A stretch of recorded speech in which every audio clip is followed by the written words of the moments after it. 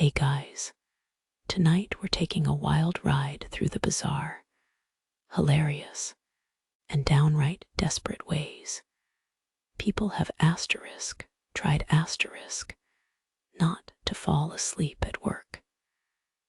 Think coffee so strong it could power a small city, naps hidden in bathroom stalls, and even the ancient art of pretending to work while secretly dozing off.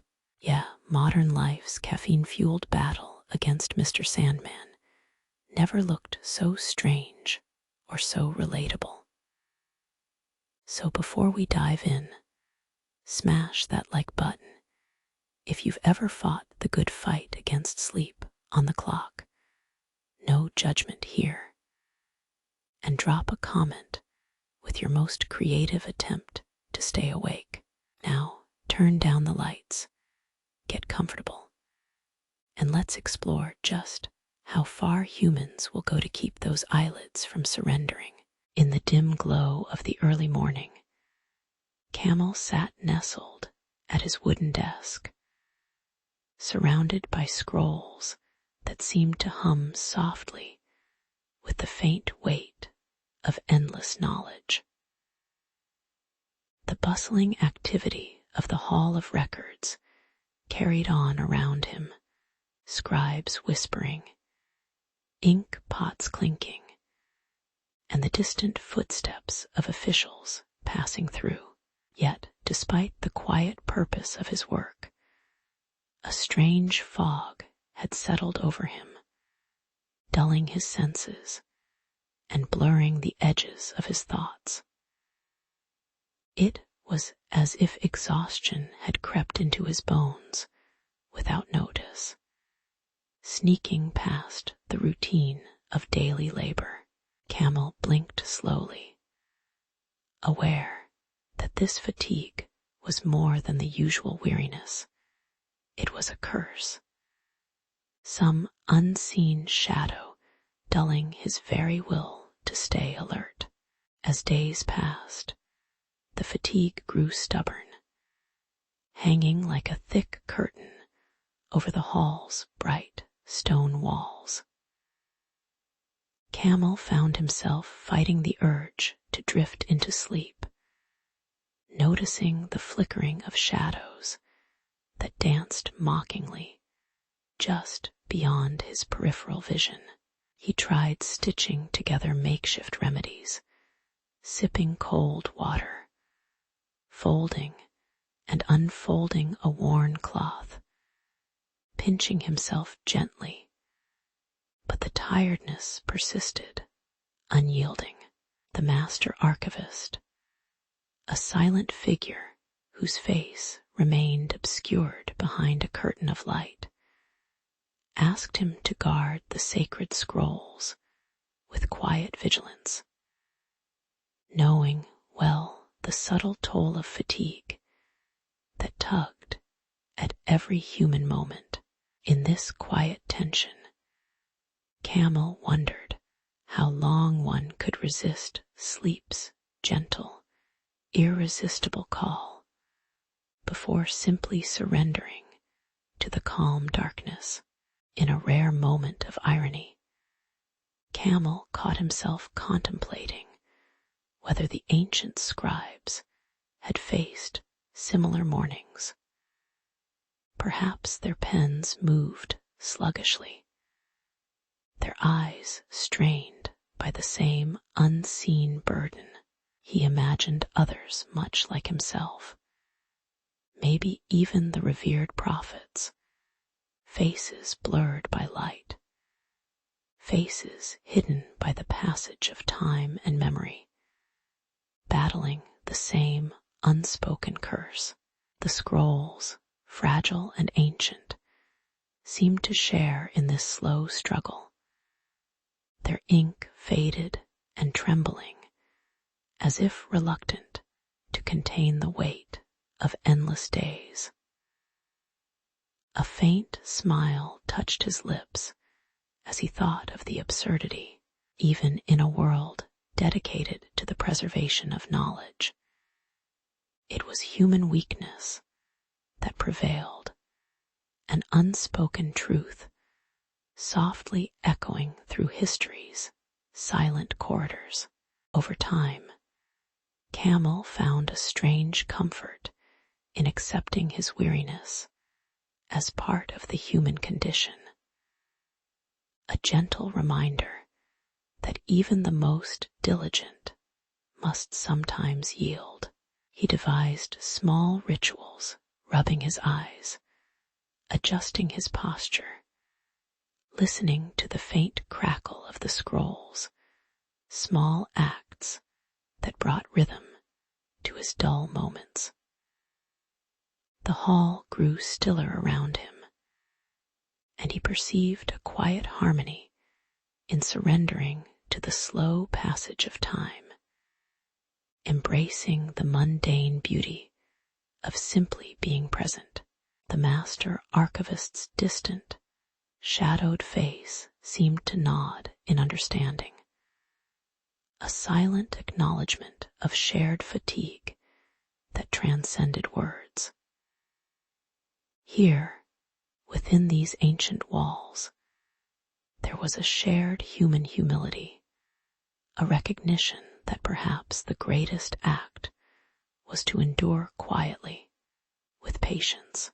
In the stillness of that long, quiet day, Camel reflected on the strange poetry of human effort, how, despite all attempts to resist, sleep and exhaustion were inevitable companions woven into the fabric of life.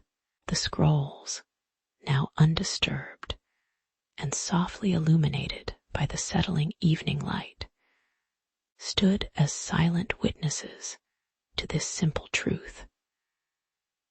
Perhaps, he thought, it was in these slow, unremarkable moments that true resilience found its humble home.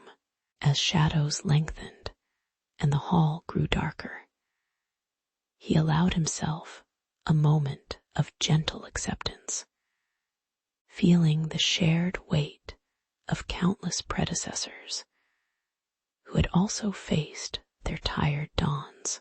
In the quiet, there was a kind of peaceful humility, a gentle reminder that sometimes rest itself is a quiet, wise act.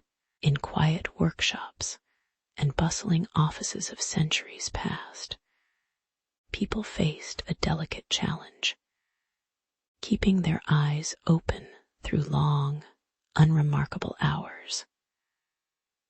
Camel, with his quiet curiosity, began experimenting with small, fragrant bowls of peppercorn incense, believing that the sharp aroma might stir dormant senses. Alongside him, colleagues sat slouched on creaking chairs, eyeing hiding places behind books or flickering candle flames, each one quietly wishing for the brief moment of alertness that small tricks could provide. The room was filled with soft sounds, the rustling of papers, the gentle hum of conversation, and the occasional sneezes or sighs, testaments to their shared struggle. Time moved slowly, unyielding and indifferent, as they whispered promises to themselves to hold on just a little longer, lost in silent camaraderie against the weight of fatigue. As days turned to weeks, the initial innocence of their methods gave way to subtle tension. Camel's incense seemed to lose its effect, and bitter herbs replaced fragrant spices, producing a taste that lingered uncomfortably on the tongue. Colleagues, observing each other's small defeats, began to devise clever diversions, standing on rolled-up pieces of cloth, shifting seats to shake off the sleep that so easily settled in. Some swapped places with rival coworkers, swapping the burden of their bored glances and heavy eyelids, each fight against drowsiness, quietly fueling a silent game of ingenuity. Yet, with each new tactic, the effort became more noticeable, and a gentle rivalry crept into the room, fueled by a shared desire to outwit sleep without the aid of external substances or sacred prayers. It was a slow dance of cunning, with every small victory doubling as an acknowledgement of their collective weariness. Beyond these petty competitions, irony settled quietly like dust in corners. Those most eager to stay awake often did so at the expense of their natural composure, their faces slipping into amused, half-lost expressions that betrayed their true feelings. The rhythmic chanting of colleagues with whispering voices and rhythmic taps on desks became a tradition, rituals of human persistence that bordered on absurdity. Even when their faces blurred and shadows hid the intent behind each effort, their eyes revealed a tired but stubborn resolve, each person secretly amused by the other's small setbacks. Under the soft glow of flickering lamplights, the room fell into a gentle stillness, where the routines of wakefulness became oddly soothing, as if sleep itself was just another passing shadow in the periphery. Their shared, silent struggle wove a quiet fabric of mutual understanding, woven from lingering humor and a profound patience for the mundane. In the calm that followed, the fervor of tricks and rivalry subsided into a kind of peaceful resignation. The room's air thickened with the scent of old incense and faded herbs, a reminder of their collective attempt to resist the inevitable rhythm of fatigue. Chairs creaked softly under languid movements, and sleepy eyes blinked slowly, reflecting a weariness accepted with quiet dignity. The colleagues, now more observers of their own tiredness than fighters against it, leaned back in their seats, their faces gentle and uncomplaining. A faint ripple of humor drifted through their shared silence, an understanding that, perhaps, the struggle was as much about human imperfection as it was about work itself. In that moment, the day's small dramas passed silently, leaving behind only the soft hum of contentment in the continuum of ordinary life. Looking back, the silent rituals and clever tricks of those days reveal a simple but profound truth. Humans, in all their humble efforts, find quiet ways to cope with the slow, steady pull of fatigue.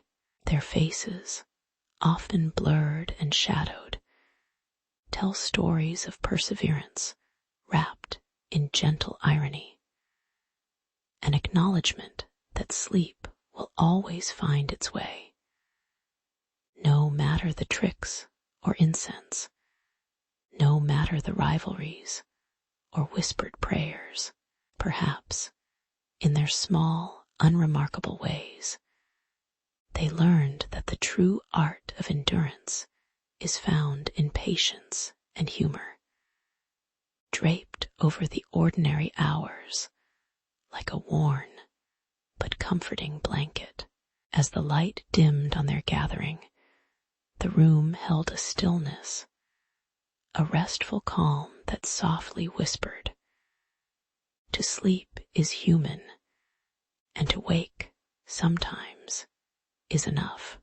In a quiet chamber under the flickering glow of candles, Camille and his fellow clerks sat lined up before parchment and quills, each man quietly aware of the royal decree that demanded their labor by dawn. The air was thick with the scent of ink and old paper, and the faint hum of whispered encouragement mixed with the rustling of pages turning. This was no ordinary task. It was a monumental chronicle that would bind history's pages, and they knew well the limits of human endurance. Outside, the night stretched its cold fingers through the narrow windows, promising sleep, but offering only tethered patience. In this gentle gloom, the clerks worked slowly, each breath deliberate, caught in a shared rhythm of sleepy purpose and rising exhaustion. As the hours dragged on, fatigue crept into their minds and muscles, fogging clarity like the dull glow of an oil lamp in a shadowed room.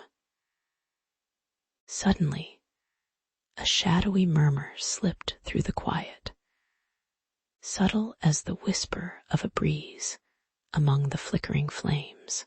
It was a faint voice, promising a magic that could lull them into sleep or grant endless wakefulness, if only they could decipher its riddles.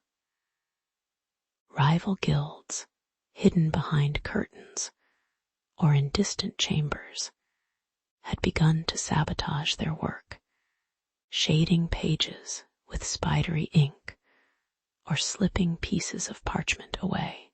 The clerks' eyelids drooped, and the once rhythmic tapping of their quills slowed, balancing on the fragile edge between perseverance and surrender.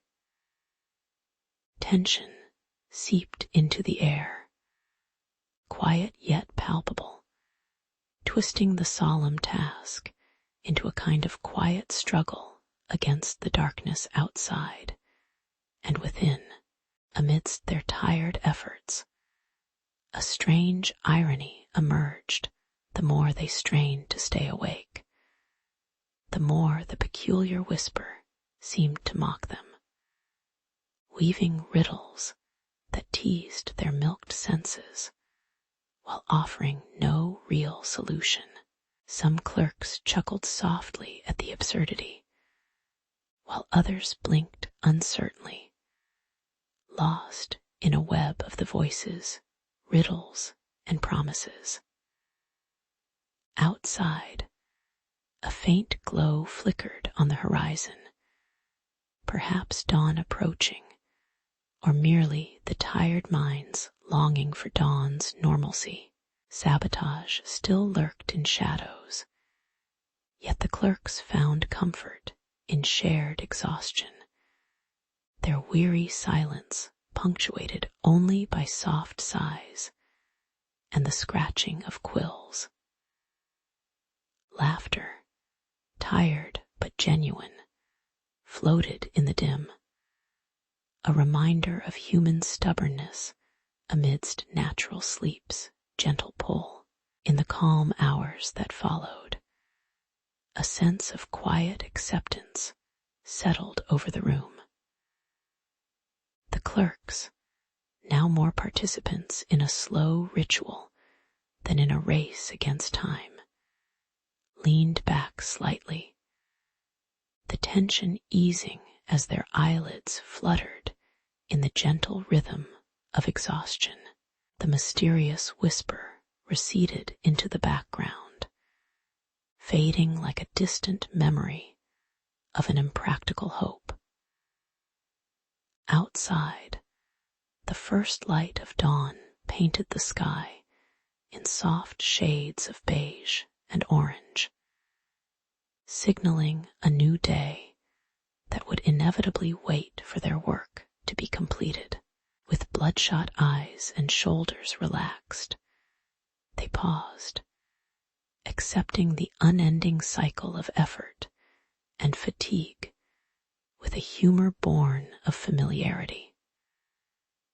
Perhaps tomorrow they would rest more, but today's quiet perseverance was enough, in a way, to feel like a small victory. Reflecting later, the clerks would recognize this night as a quiet testament to human endurance and the absurd calm that accompanies collective exhaustion. The endeavor, with its sabotage, riddles, and faint whispers, was nothing more than a minor blot on their daily routines, an ordinary moment infused with a quiet humor that history seldom records with seriousness. They learned that sleep could never truly be defeated by mere effort alone. Instead, it arrived like a slow tide, gentle and unavoidable. The blurred faces of their unseen overseers, the unspoken camaraderie, and the faint glow of dawn all belonged to a story quietly etched into the fabric of their workaday lives.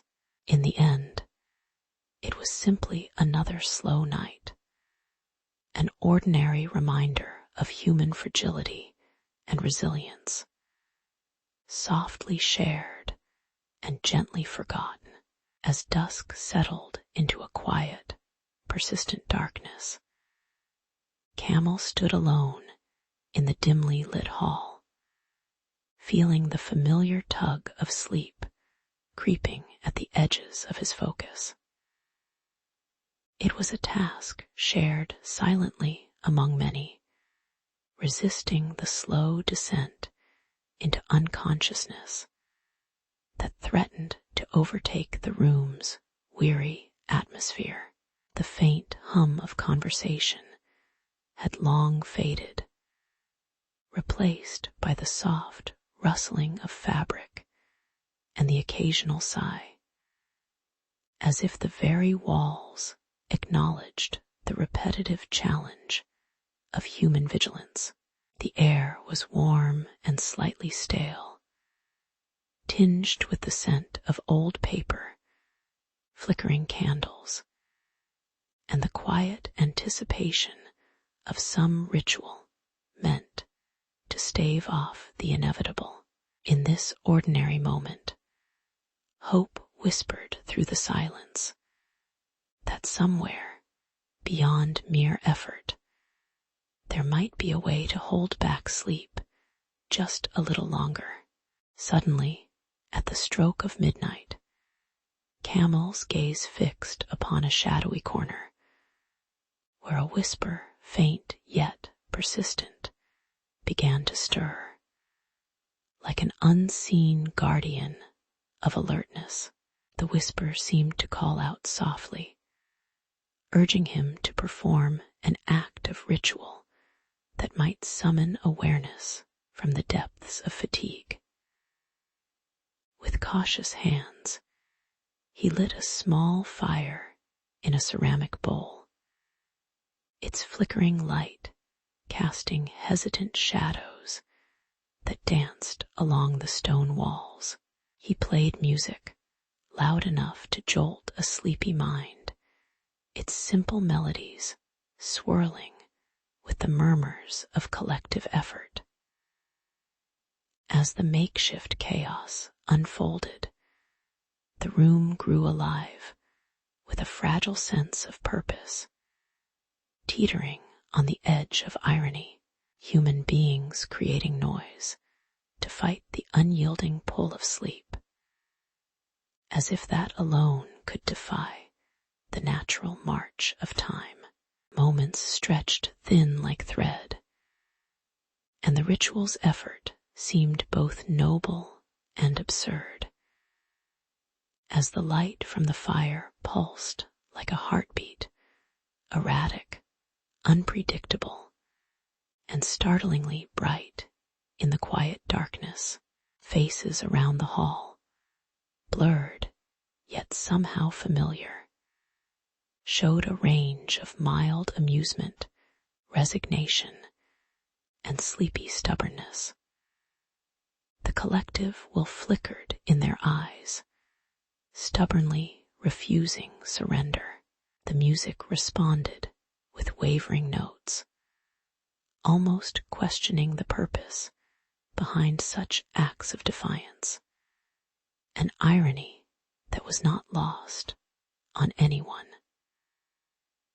As the burst of light erupted from the fire, it illuminated the worn features of those gathered, their tired eyes momentarily alight, like tiny stars in a universe of exhaustion, before fading back into the shadowy mundane.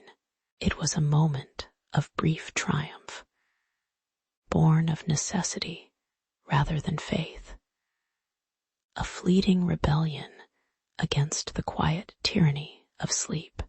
Gradually, the room settled again, the light diminishing into a gentle glow, leaving behind only quiet remnants of the ritual's aftermath.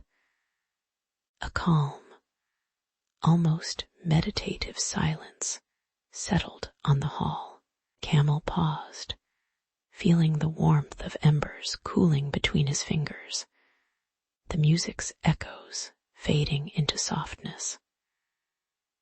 In that gentle stillness, some wistful acknowledgement grew that, although human effort could momentarily push back the darkness, sleep ultimately held sovereignty. Nonetheless, there was comfort in their shared small rebellion, a quiet camaraderie rooted in the simple act of standing vigilant, hour after hour. Outside, the night stretched silently into the distance, unaware of this soft battle against inevitability. Beneath the surface of exhaustion, a gentle acceptance arose, an understanding that perhaps some things were resilient enough, even in their mundane rhythm. In the slow, contemplative hours that followed, Camel reflected on the fragile beauty of human routines, how they drifted between perseverance and irony, between purpose and futility. The ritual, modest as it was, became a kind of quiet testament to human stubbornness, a shared understanding that even in the most mundane acts, there could be a whisper of defiance against the endless cycle of sleep. As dawn approached, the faces around him appeared softer, somehow more peaceful, illuminated now by the pale light of morning rather than flickering flame. The hall, once alive with noise and effort, entered a state of calm, ready to surrender again to the natural flow of day and night. And in that quiet surrender, there was a strange, understated grace, a reminder that sometimes the attempt to stay awake is its own modest act of hope, no matter how fleeting.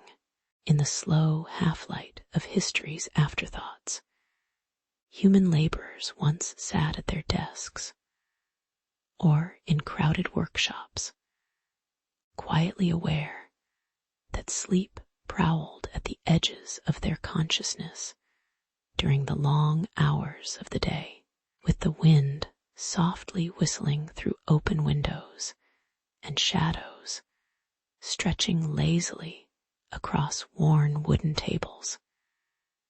People tried to stay alert, their eyelids flickering like fragile candle flames. At times, the muffled tick of clocks seemed to echo their collective fatigue, a gentle reminder that the day's work was a fragile rhythm. They endured with a quiet grimace, knowing rest was an elusive guest, constantly slipping just beyond reach amidst the hum of machines or the scratch of pen on paper. As exhaustion grew unmanageable, some began to experiment with small remedies, stretching, chewing herbal leaves, or exchanging furtive looks that betrayed shared sleepiness. Tension crept into the daily routine as supervisors noticed dips in productivity and the faint sounds of yawns. In response, sparse rules emerged, urging brief pauses, though these often dissolved into awkward silence or distracted gossip when the watchful eye was momentarily diverted. Ironically, the more they tried to resist their natural inclination to drift off, the more apparent it became how human their tiredness was, their bodies pressing back with gentle insistence. It was almost as if the spirit of diligent labor was fading, replaced by a quiet acknowledgement of human imperfection. Then came the ironic remedy: shared mugs of lukewarm tea, communal games played in hushed corners, and stories told in whispers to lighten the mood while the eyes drooped. Prophets or wise figures' faces, hidden behind gleams of light or shadow, claimed to hear the echo of sacred warnings about overwork. Yet their faces remained indistinct, as if their insights belonged more to myth than certainty. The office, workshop, or factory floor transformed into a pale stage, where human routines made space for small acts of rebellion against sleep's silent seduction. They began to accept, perhaps, that the battle was less about suppression and more about coexistence, introducing moments of shared calm amid daily grind. In this subtle shift, a quiet humor emerged. No one was truly victorious, and everyone secretly understood that rest was both a need and a fleeting illusion. Eventually, the laborers, overseers, and scribes carved out a tradition, an unspoken pact to honor the necessity of pause, no longer viewing rest as weakness, but as part of enduring. Daily breaks became gentle rituals, filled with soft laughter, the clink of cups, and the warm scent of communal tea. Rooms filled with the low hum of quiet human breaths, the slow turning of pages, and the softly whispered words of shared stories. The faces, now more familiar in their relaxed expressions, seemed to understand the gentle rhythm of human imperfection. The way sleep and wakefulness wove themselves into daily life without shame. In these small acts, the cycle of labor and repose found a delicate harmony, offering a kind of unspoken reassurance that fatigue is simply part of being human, nothing to fear or to fight overly hard. Looking back, the chronicle of those days reveals a simple truth: that humans, in their quiet way, learned to listen to their own limits and to honor the natural flow of resting and working. The fading of illusions about eternal diligence left behind a legacy of gentle routines, shared moments of tea, soft games, and mutual understanding that would carry forward through generations. Their faces, once blurred and shadowed by the burden of endless effort, now smile faintly in memory under calm, amber light, as if silently acknowledging the understated wisdom of balance. Perhaps the greatest lesson was that human effort is most genuine when tempered by kindness and patience for oneself and others. And so, in the slow, deliberate turns of daily life, they found a kind of peace, a quiet testament to the truth that some stories need only be told gently to be understood. In the gentle dawn of the Roman Forum, Lucius, the young clerk, arrived quietly at his modest desk. Amid the low hum of early voices and the faint clatter of writing tablets, his fingers brushed over papyrus scrolls as light spilled through marble columns, casting long, sleepy shadows. It was an ordinary day, yet the air carried a subtle promise of routine, a ritual he was eager to learn, or perhaps simply bear. The work of recording debates and decrees felt distant from the rush of personal energy, and Lucius felt a quiet, almost humorous determination to stay alert amidst it all. Somewhere in the back of his mind, he knew that mastering this rhythm would require patience, and perhaps a little help from the fleeting gust of caffeinated mornings.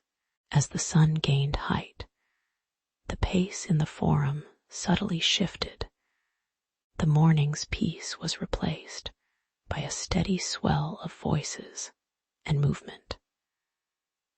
Lucius, now sitting stiffly, found himself fighting a familiar tiredness that crept through his limbs. His eyes drooped, and he reached instinctively for a small cup of sharply bitter coffee that a visiting merchant had sold near the marble stairs. The warmth crackled through his fingertips and stirred a fleeting flicker of wakefulness. But almost immediately, fatigue settled again, softening the edges of his awareness. The irony was that the very effort to stay awake was sometimes enough to make him question if he was truly there at all, or merely a shadow of himself, caught between moments of clarity and heavy haze. By late afternoon, some figures in the forum seemed to blur together: the merchants, the senators, the scribes, all merging into a hazy tableau of subdued voices and slow gestures. Lucius, weary, but trying to conceal it, poured himself a glass of wine its deep red color promising a gentle easing of the day's sharp edges. The wine's soft warmth seeped into him, clouding his thoughts with a lazy kind of contentment. Ironically, it was a small comfort that made staying attentive in the debate so distant, yet persistent, a challenge. The hours pressed on, and Lucius watched the light dim gradually, feeling a quiet kinship with the waning day itself. Both of them were eager to rest, yet somehow still lingering in this slow, endless dance. In the calming hours of the evening, the forum's noise had dwindled into a distant murmur, like a half-remembered dream. Lucius, now leaning back slightly, reflected on the peculiar art he'd begun to understand, how the mornings fueled by coffee and the evenings softened by wine created a delicate balance, a low hum of human effort constrained by patience. His body, tired but somehow peaceful, no longer fought the darkness, accepting it as an integral part of this ancient rhythm. The scene was quiet, but alive in its gentle melancholy, reminding him of a shared human trait, that staying awake was as much about enduring the mundane as it was about seizing the fleeting moments of clarity. As darkness settled, he allowed himself to feel the slow, undeniable truth that perhaps it was enough just to observe it all quietly. Later, in the stillness of the Roman night, Lucius sat alone, the faint glow from oil lamps flickering softly on his face. The day's small struggles, fighting fatigue, savoring coffee, and clinging to wine, had become quiet stories embedded in his memory, as ordinary as the stones beneath his feet. There was a kind of peaceful resignation in recognizing that every attempt to stay awake bore the humor of human imperfection, the gentle irony of an age that drank and worked in slow, measured breaths. With a calm, contemplative smile, he realized that perhaps the true art was not simply staying alert, but learning to accept the natural ebb and flow of effort and ease. Outside, the forum rested, silent as a memory, quietly waiting for another day's slow unfoldings. In the waning hours of the late afternoon, Lucius sat at his modest wooden desk, eyeing the rough burlap sack that held the mysterious Ethiopian coffee beans. The storekeeper, a weathered man with fingers stained from years of trade, had lifted the lid quietly, revealing the dark, fragrant grains that seemed to shimmer with hints of dawn. This new arrival offered a quiet promise, a way to stave off the heavy slumber that often crept into long debates in the office. Lucius, ever cautious, had hesitated before accepting, feeling both the weight of tradition and the flicker of curiosity. As the cool evening light spilled across the stone walls, he wondered if this small, bitter patch of the empire's trade would truly change the rhythm of their days. The office grew tense as Lucius, began to incorporate the coffee beans into their routines, discreetly passing small cups among colleagues during meetings. Marcellus, the seasoned scribe whose reputation depended on his sharp words and sharper temper, watched with a mixture of suspicion and thinly veiled disdain. The rivalry deepened when Gaius, the shrewd merchant behind the coffee import, hinted that this new brew might be the secret to constant alertness, an edge in the endless human effort of persuasion. Rumors spread like slow-burning embers. Some claimed the coffee had enchanted properties. Others simply argued that wine, and not hard work, kept minds sharp. The office's quiet hierarchy wavered, shadows flickering between tradition and novelty, each man holding tightly to his own small truth. Irony settled gently like dust in the corners of that busy room. As Marcellus took to spreading stories that wine was the true elixir of efficiency, an age-old remedy that no bitter bean could replicate, his words dripped with deliberate exaggeration, even as peers chuckled softly at the thought of the senior scribe tipsy from midday sips. Lucius watched the quiet battle of ideas, amused that in trying to outwit each other, they often only outwitted themselves. The taste of coffee grew more familiar, and with it, a strange, slow comfort.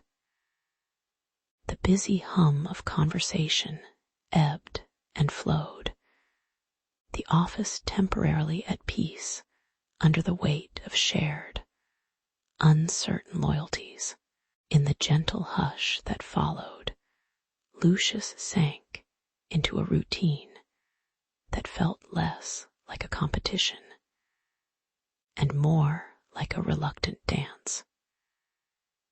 The new beans sat silently on the shelf, their dark sheen a subtle reminder of the subtle changes happening beneath the surface.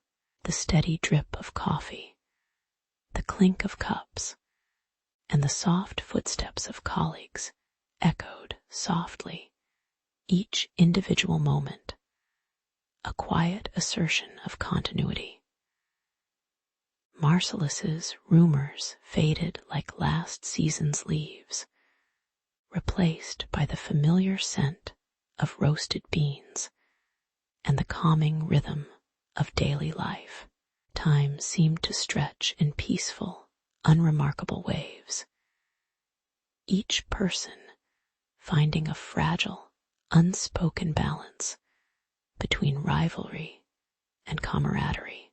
Looking back, Lucius realized that the true art of staying awake was not in the contents of the cup or the strength of one's resolve, but in the simple act of enduring slow change. The office, with all its human imperfections and quiet rivalries, had learned that longevity lay in adaptation, however small. Gaius's trade flourish, whispering tales of distant lands, while Marcellus occasionally muttered about the virtues of wine, words drifting through the gentle stillness like distant clouds. The faces of prophets and old visions remained blurred under the shadowed archways, unseen, but forever present in the background of the steady, everyday life. And so, as dusk settled softly outside, the workers sat quietly, their hopes and doubts mingling like muted colors in the fading light, an unremarkable but quietly enduring scene of history's slow, measured breath. As the moonlight spilled softly into the dusty chamber of the Senate, Lucius and Gaius sat hunched over small cups, their fingers warm from the dark brew that promised to chase away sleep. The air was thick with the quiet hum of scrolls being unrolled, the faint rustle of parchment, and the distant murmur of voices slowly rising as petitions piled high. It was an endless night, a ritual of persistence and boredom, where even the most diligent scribes felt the slow crawl of fatigue. The two officials exchanged tired glances, contemplating whether their latest experiment with a new coffee blend might finally bring relief, or simply prolong the dullness. Somewhere in the corner, a faint clock echoed softly, marking the quiet passage of time still measured by human patience and routine. Gradually, the effects of their cautious experiment took shape in the room, heads nodding, eyes fluttering, and the occasional stifled yawn. The mixture of strong, bitter coffee and diluted wine, designed to keep minds alert, instead seemed to blur boundaries between wakefulness and sleep, causing lanterns to flicker and scrolls to slide from trembling hands. Scribes stumbled over parchment, knocking ink pots and sighing heavily, as if the very act of staying upright had become a challenge. The atmosphere, once solemn and focused, devolved into a disorganized chaos, with figures weaving through the room as if caught in a slow, endless dance of exhaustion. Gaius leaned back, a paradoxical sense of irony flickering. What was meant to invigorate merely unset the delicate balance of order. In the awkward midst of it all, figures of unnamed prophets and unseen sages seemed to fade into the shadows, their faces blurred behind the dull glow of flickering lamps. The chaos stretched into silent comedy, where a scroll unfurled slowly enough to seem like a riddle, and a loud snore echoed just beneath the surface of the room's quiet hum. The mixture's failure became almost poetic, designed to wake, but instead awakening only the sluggish indifference that clung to everyone like a thick cloak. Gaius stifled a laugh, eyeing a scribe who had just collapsed onto a pile of parchment, arms flung out in surrender to the night's absurdity.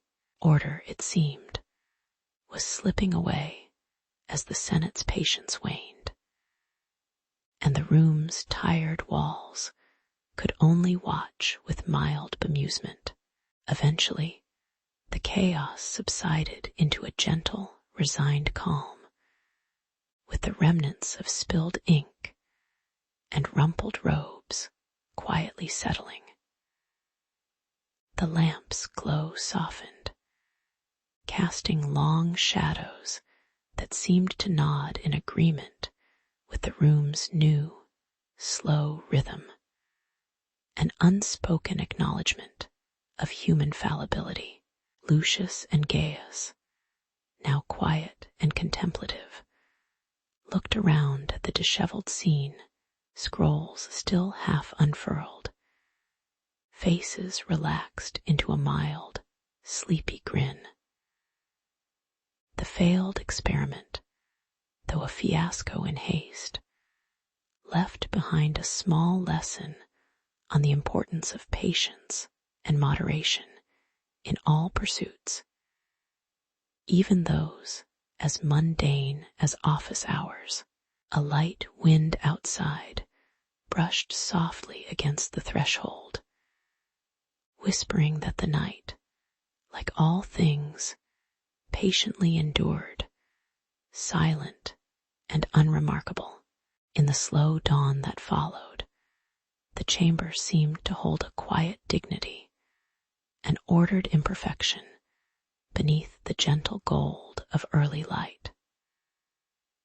Lucius and Gaius, now more thoughtful than hurried, knew well that patience was perhaps the greatest virtue learned in sleepless nights, and that even the most carefully concocted remedies could falter when human nature simply refused to stay awake.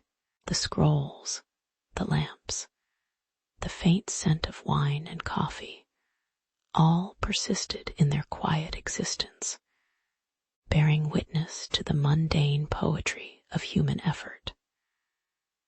Somewhere beyond the chamber, the city stirred with the faintest sound of life.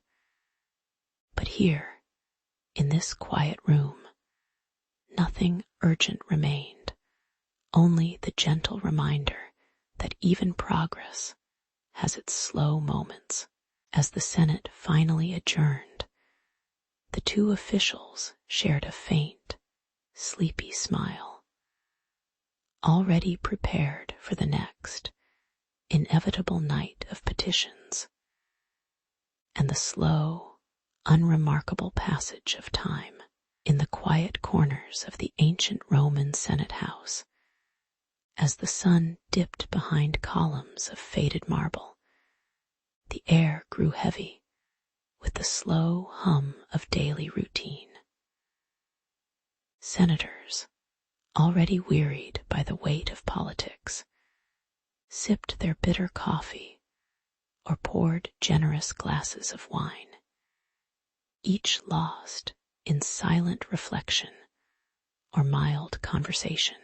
It was a moment when even history seemed to pause, the centuries thick with the scent of roasted beans and fermented grapes. Amidst this ordinary ritual, Lucius, whose face was always shadowed by the soft glow of oil lamps, conceived an idea, perhaps born from exhaustion, a way to harmonize their scattered alertness. As days passed, Lucius gently proposed to his colleagues a curious experiment, the sip strike. It was a simple but odd ritual, alternating small sips of coffee and wine at regular intervals, a collective act intended to extend their focus without overt effort. The Senate, mostly indifferent at first, watched as the hours of sluggish debate gradually gained a semblance of renewed vitality.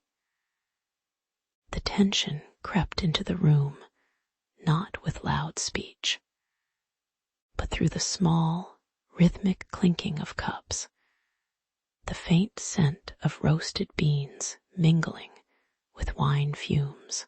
Here, human fatigue met an almost comical attempt at order, drink by drink. The senators' eyes flickered back to each other, yet irony took its place quietly, as the ritual's simplicity betrayed its complexity. Some senators, straining to maintain decorum, smiled faintly at the absurdity, while others appeared genuinely earnest, their faces blurred in the flickering lamplight, trying to will their eyelids open. The ritual's precise timing became a subtle game, 1, 2, 3 sips, each trying to outlast the other. Occasionally glancing at the unmarked hourglass or the distracted scribbles of scribes, what began as a serious attempt to sustain focus seemed more like a shared joke. A pause in the monotonous tide of endless proposals and dissent. With time, the Senate chambers seemed to settle into a calm rhythm, the initial irony giving way to a kind of peaceful routine. The senators, now more relaxed, leaned back in their chairs, their faces softening into expressions of mild amusement or vague nonchalance. The ritual, once a playful experiment, became almost sacred in its ordinariness. Each small sip, a quiet affirmation of their shared human frailty. The crowd of voices dampened to a murmur. The room's temperature dropped just slightly, a gentle reminder that even in pursuit of efficiency, there was comfort in mediocrity. The great sip strike had quietly woven itself into the fabric of their long, slow days. In the end, the Senate's official acknowledgement of the sip strike was a quiet one, marked more by a collective shrug than any grand proclamation.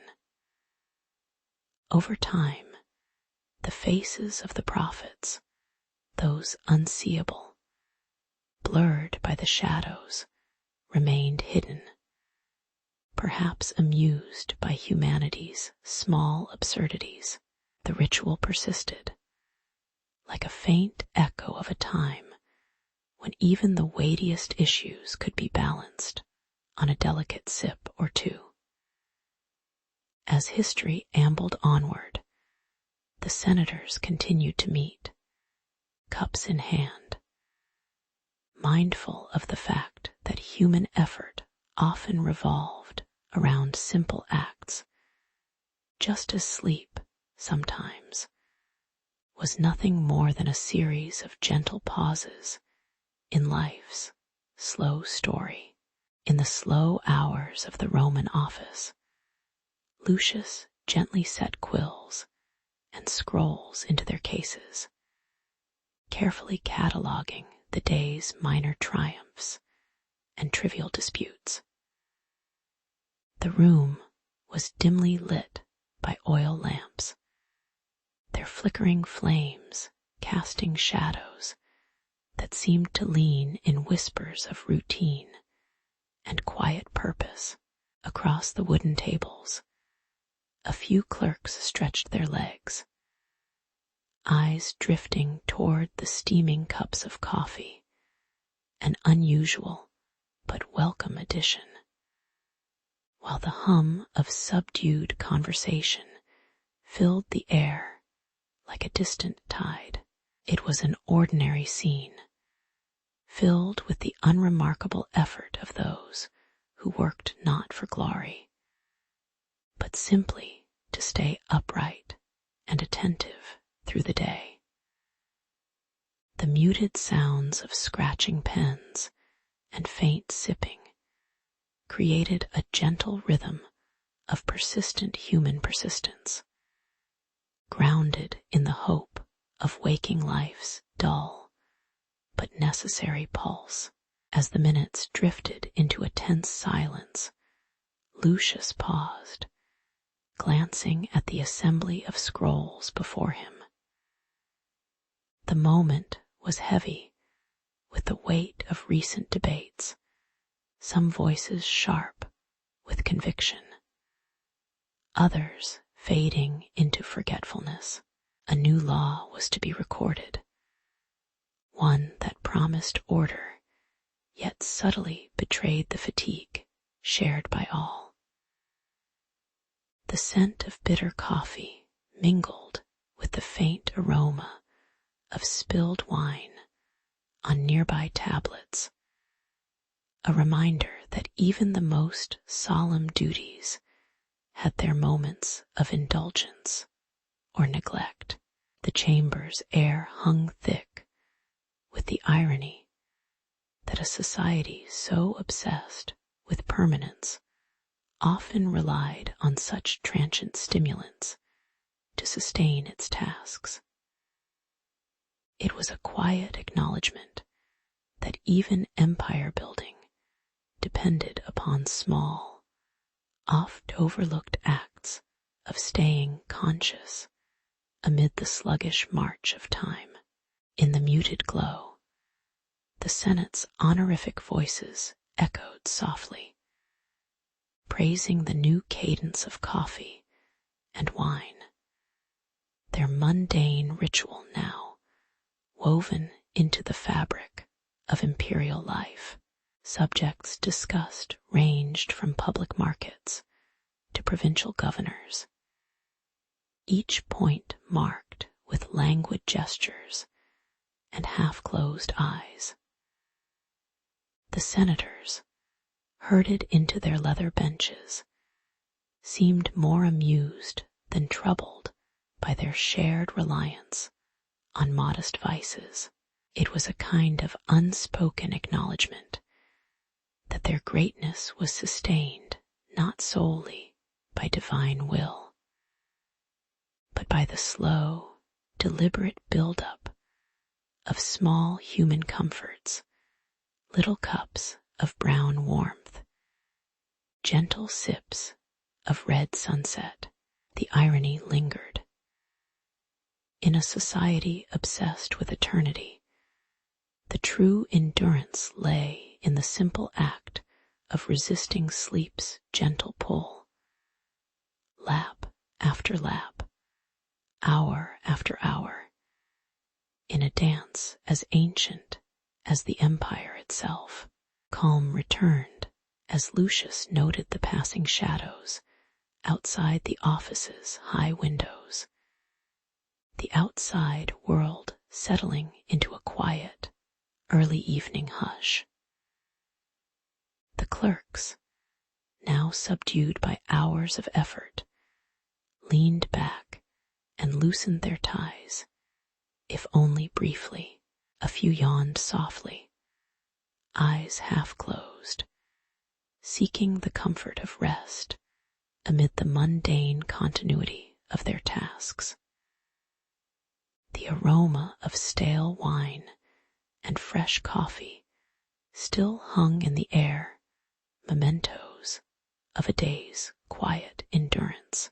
Their faces, calm and unremarkable, seemed to mirror the subdued glow of the lamps, both soft and slightly faded.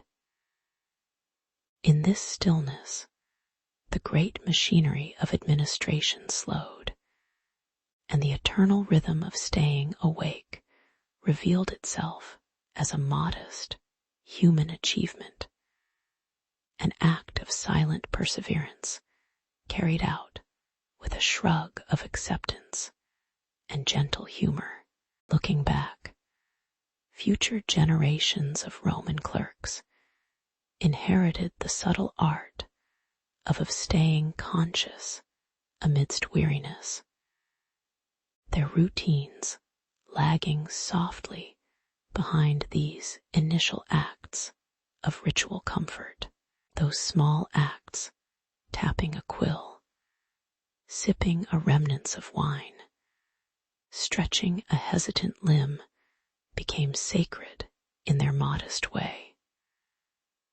The legacy was less about divine intervention than about the quiet acknowledgement that even the mightiest empire depended on the slow, unglamorous patience of ordinary individuals. As the shadows lengthened and the lamps burned lower, The story of the office's gentle endurance persisted, an unspoken testament to the human need for small comforts in the face of relentless duty. Perhaps in these quiet pauses, the true strength of empire was quietly preserved, one sleepy moment at a time. At the break of dawn, Brother Anselm quietly stepped into the cool, stone-walled scriptorium. The faint light of the awakening sky seeping through narrow windows. He carried a parchment scroll in one hand, feeling its textured surface beneath his fingertips. As the distant chirping of early birds echoed softly outside, the abbot, a shadowy figure barely distinguishable in the low light, commissioned the creation of a new illuminated psalter, a task that promised hours of steady focus. Outside, the monastery, stirring slowly into the day, seemed unaware of the quiet effort unfolding inside, where pens scratched rhythmically across pages and inkpots sat warm from the morning air. It was a familiar ritual, one that held both purpose and an underlying sense of quiet inevitability. As Anselm settled into his work, the ordinary stillness of the moment felt both grounding and, perhaps unwittingly, a prelude to the slow drift of fatigue. As the hours stretched on, the once sharp lines of the illuminated letters blurred slightly, and Brother Anselm found himself fighting to keep his eyelids from fluttering closed. The steady hum of the distant chants became a gentle lullaby, and the flickering candlelight cast soft shadows that danced almost mockingly across the vellum. Despite his keenness to honor the abbot's instructions, the mounting weariness made even the simplest stroke feel thick and heavy. Occasionally he would pause, gaze out through the small window at the flickering firelight on the distant trees, and then sigh quietly, aware of how easily concentration dissolved against the relentless march of hours. The monotonous rhythm of copying seemed to mock his efforts to stay alert, revealing how human patience and vigilance can be worn thin in such mundane pursuits. It was, after all, an unremarkable struggle, yet a profound testament to their quiet perseverance. Irony settled softly as the monks, in their shared quiet toil, discovered that the very act of devotion through copying often demanded a kind of playful deception, tricking the mind into staying awake. Some experimented with subtle shifts, a slight shake of the head, a quick sip of water, or a fleeting flicker of humor at a particularly crooked letter. A few would lightly tap their pens against the wood table, not quite enough to draw attention, but enough to break the fog for a brief moment. They chuckled inwardly at their collective weakness, knowing well how delicate the line was between diligence and sleep. These small acts of defiance, woven into their routines, became moments of quiet irony silent acknowledgments of human fragility within the sacred act of copying. Beneath their serene exteriors, they flirted with sleep, knowing, perhaps, they were all equally vulnerable to the slow tide of time. It was both mundane and quietly heroic in its own way. Gradually, the monotony softened into a calm rhythm, the fatigue settling like a gentle weight on shoulders that bore the quiet burden of their work. Their hands moved slowly, deliberately, while their eyes, though often drooping, kept attempting to follow the lines of text and illumination. Some monks found fleeting comfort simply in the rhythmic scratch of their quills, and the soft, repetitive sound of pages turning sounds that seemed to slow down time itself. Outside, the dawn had waned into a sleepy afternoon. Inside, the monks remained peaceful in their exhaustion, each lost in a silent, shared moment of human endurance. The humility of their state became almost poetic, revealing that even in the pursuit of divine beauty, human imperfection persisted. Amidst the stillness, there was a quiet acknowledgement that persistence, however weary, was perhaps the noblest part of their task. In the gentle aftermath of hours past, Brother Anselm finally laid down his quill, eyes half closed, but content in the slow, unremarkable rhythm of the day. The scriptorium, now bathed in a soft golden hue from the waning sunlight, held a certain stillness, an ordinary grace born of shared exhaustion and quiet achievement. The illuminated psalter, imperfect yet earnest, awaited its final touches, much like the monks who had to summon their waning energy to complete it. As they settled into their humble routines once more, there was a muted humor in their silent struggles, an understanding that human effort often resides in small, unnoticed acts, worn but persistent. They found a quiet dignity in the slow, unglamorous labor of keeping awake and alive within the walls of their ancient cloister. In that gentle pause between effort and rest, the monks, like history itself, seemed both tired and quietly enduring, patiently waiting for a new dawn. In the quiet dawn of their long days, the monks would gather in the scriptorium, a space filled with the soft shuffling of scrolls and the faint scent of mildew on parchment. Their eyes, often dulled by hours of repetitive work, sought any small aid to stay alert, be it a bitter herb steeped in water, or a spoonful of honey-warmed mead handed around in whispered routines. The air was thick with a quiet hope that some simple taste might push back the creeping fatigue as their fingers traced ink and vellum with measured patience.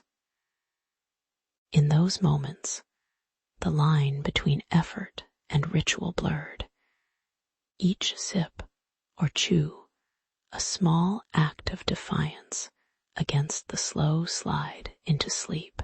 And so, in these mundane, deliberate movements, they clung to a fragile focus, each passing day a quiet battle with their own lids.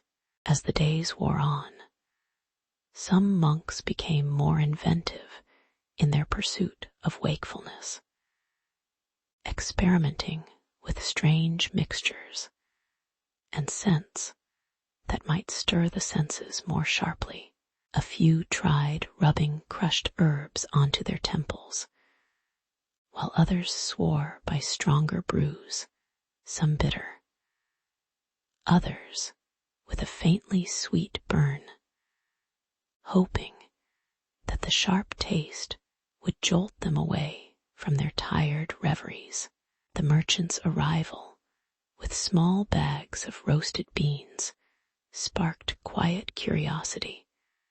The monks whispered about a dark, promising brew that smelled of earth and fire, but remained cautious. After all, caffeine was an unknown force, yet in the flickering candlelight, it was clear that these attempts were as much about hope as they were about necessity. A slow acknowledgement that their eyes might someday surrender entirely.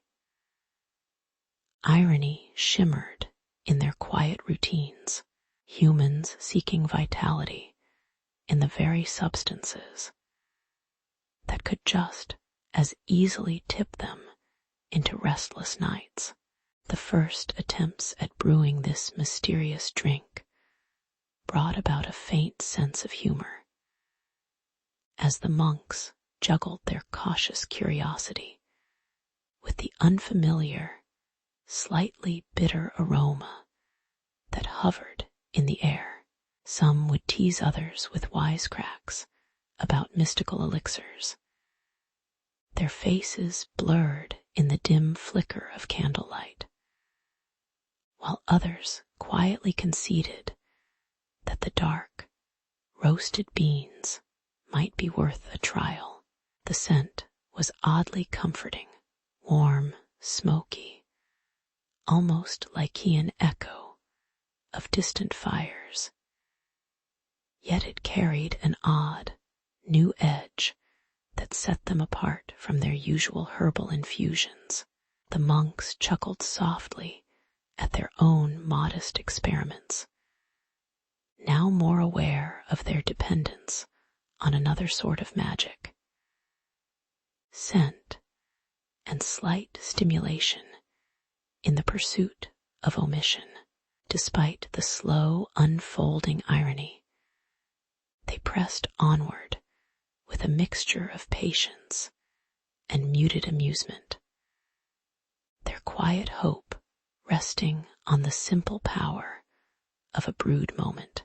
Over time, a calming rhythm grew as the monks adapted to their new routines.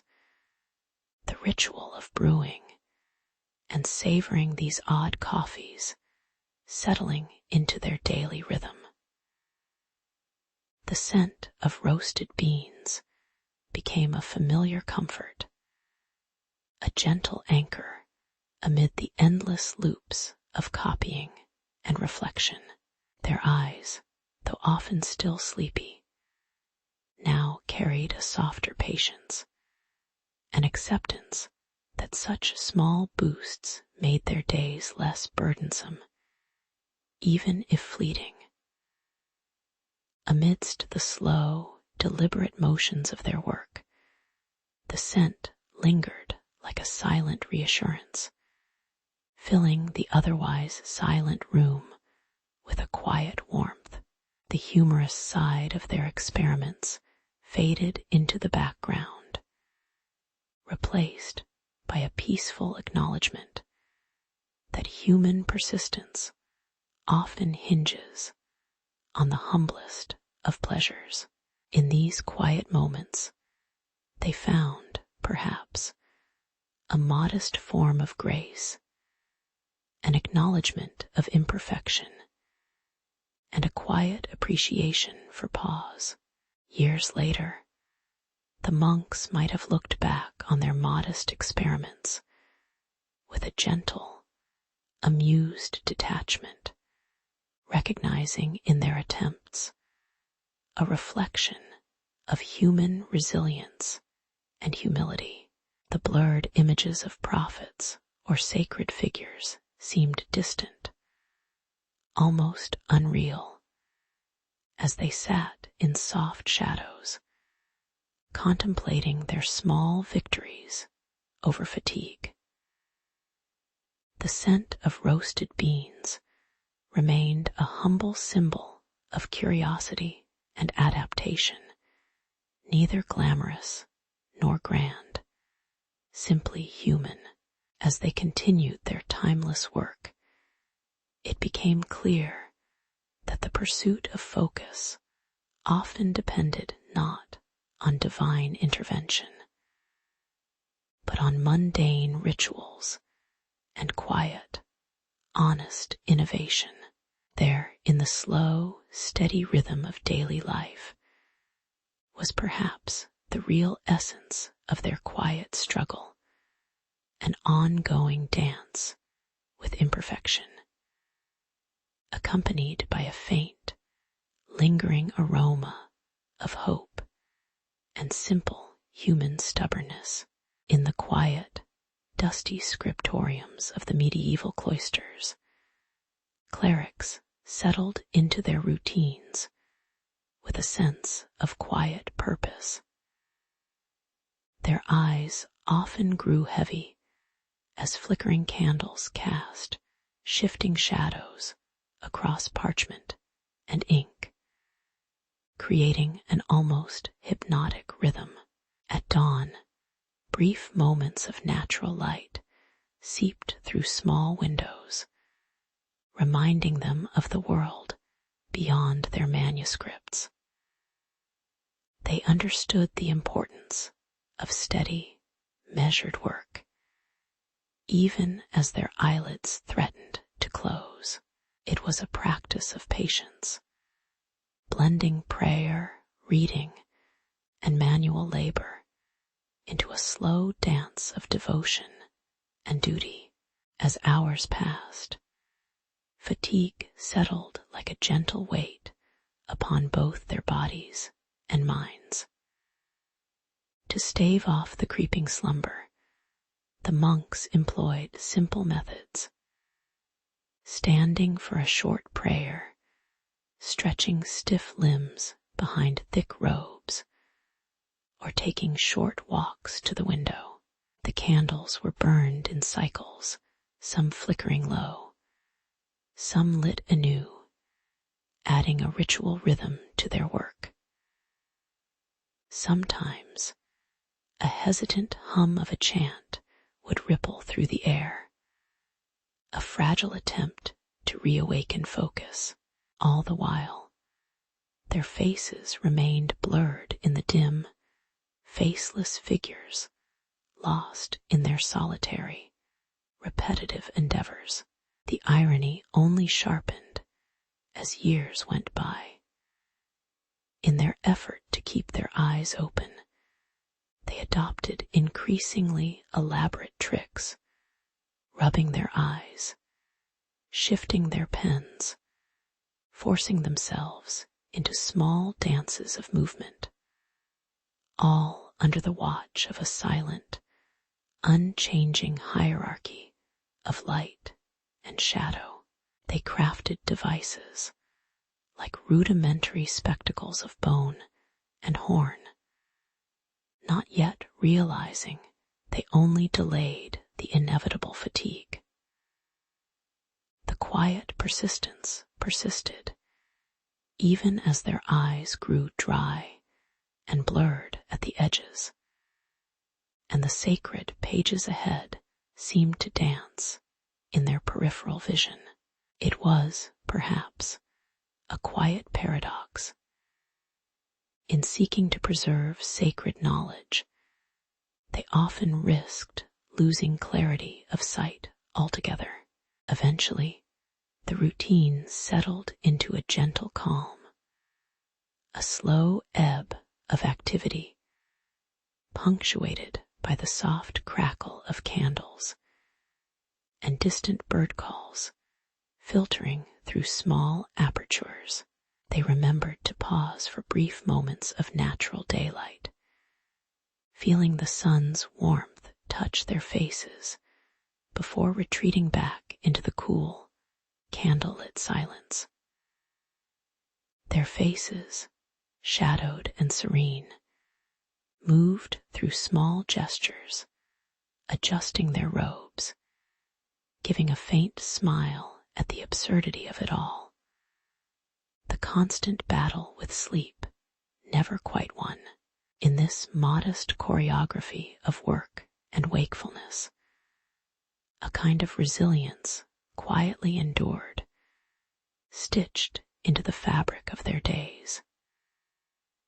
It was a testament to their steady, human patience amid the slow, unceasing flow of time. Looking back, one might see not just a labor of preservation, but a fragile human act, an attempt to hold onto meaning, even as their bodies waver. Amidst the flickering candlelight and the blurred faces, there is a subtle dignity in their tireless effort. Those silent clerics, with their blurred visions and aching eyelids, remind us of the quiet persistence that underpins all acts of care, of words, of tradition, of human connection. In the end, their simple routines become a mirror for a shared patience, woven into the slow memories of those sunlit windows and flickering candles. Perhaps, in their modest way, they kept the light of knowledge alive, despite their tired eyes and the unending, gentle grind of time. In the quiet hours of the night, the monks sat hunched over their parchments, woolen robes softening in the flickering candlelight. Their eyes, glazed and tired, traced delicate lines of ink, each stroke a small act of devotion amid the gentle hum of chanting in the background. The air carried a faint scent of dried herbs and old paper, while outside the stone walls, the world was dark and still, as if waiting for dawn. The task was simple in purpose: reproduce sacred texts with quiet precision. Yet it was the human body that proved most challenging, eyes sagging, eyelids fluttering like fragile curtains. Still, they persisted in that slow rhythm, a dance of patience and fatigue, trusting in routine to hold back the relentless pull of sleep. As midnight approached, a sudden sharpness in the silence signaled the beginning of the real test. A messenger's knock echoed softly, carrying the demand for the completed psalter before dawn, or else consequences, perhaps a quiet reprimand or fleeting shame. The monks exchanged weary glances, their collective breath a slight mist in the cool air. This unspoken pressure sharpened the senses, and suddenly herbal elixirs, smuggled drops of bitter tinctures, became more appealing than ever. Rhythmic chants slowed into a steady, almost hypnotic drone, aiming to sustain focus, while candles were carefully rotated to prevent flicker from betraying their fatigue.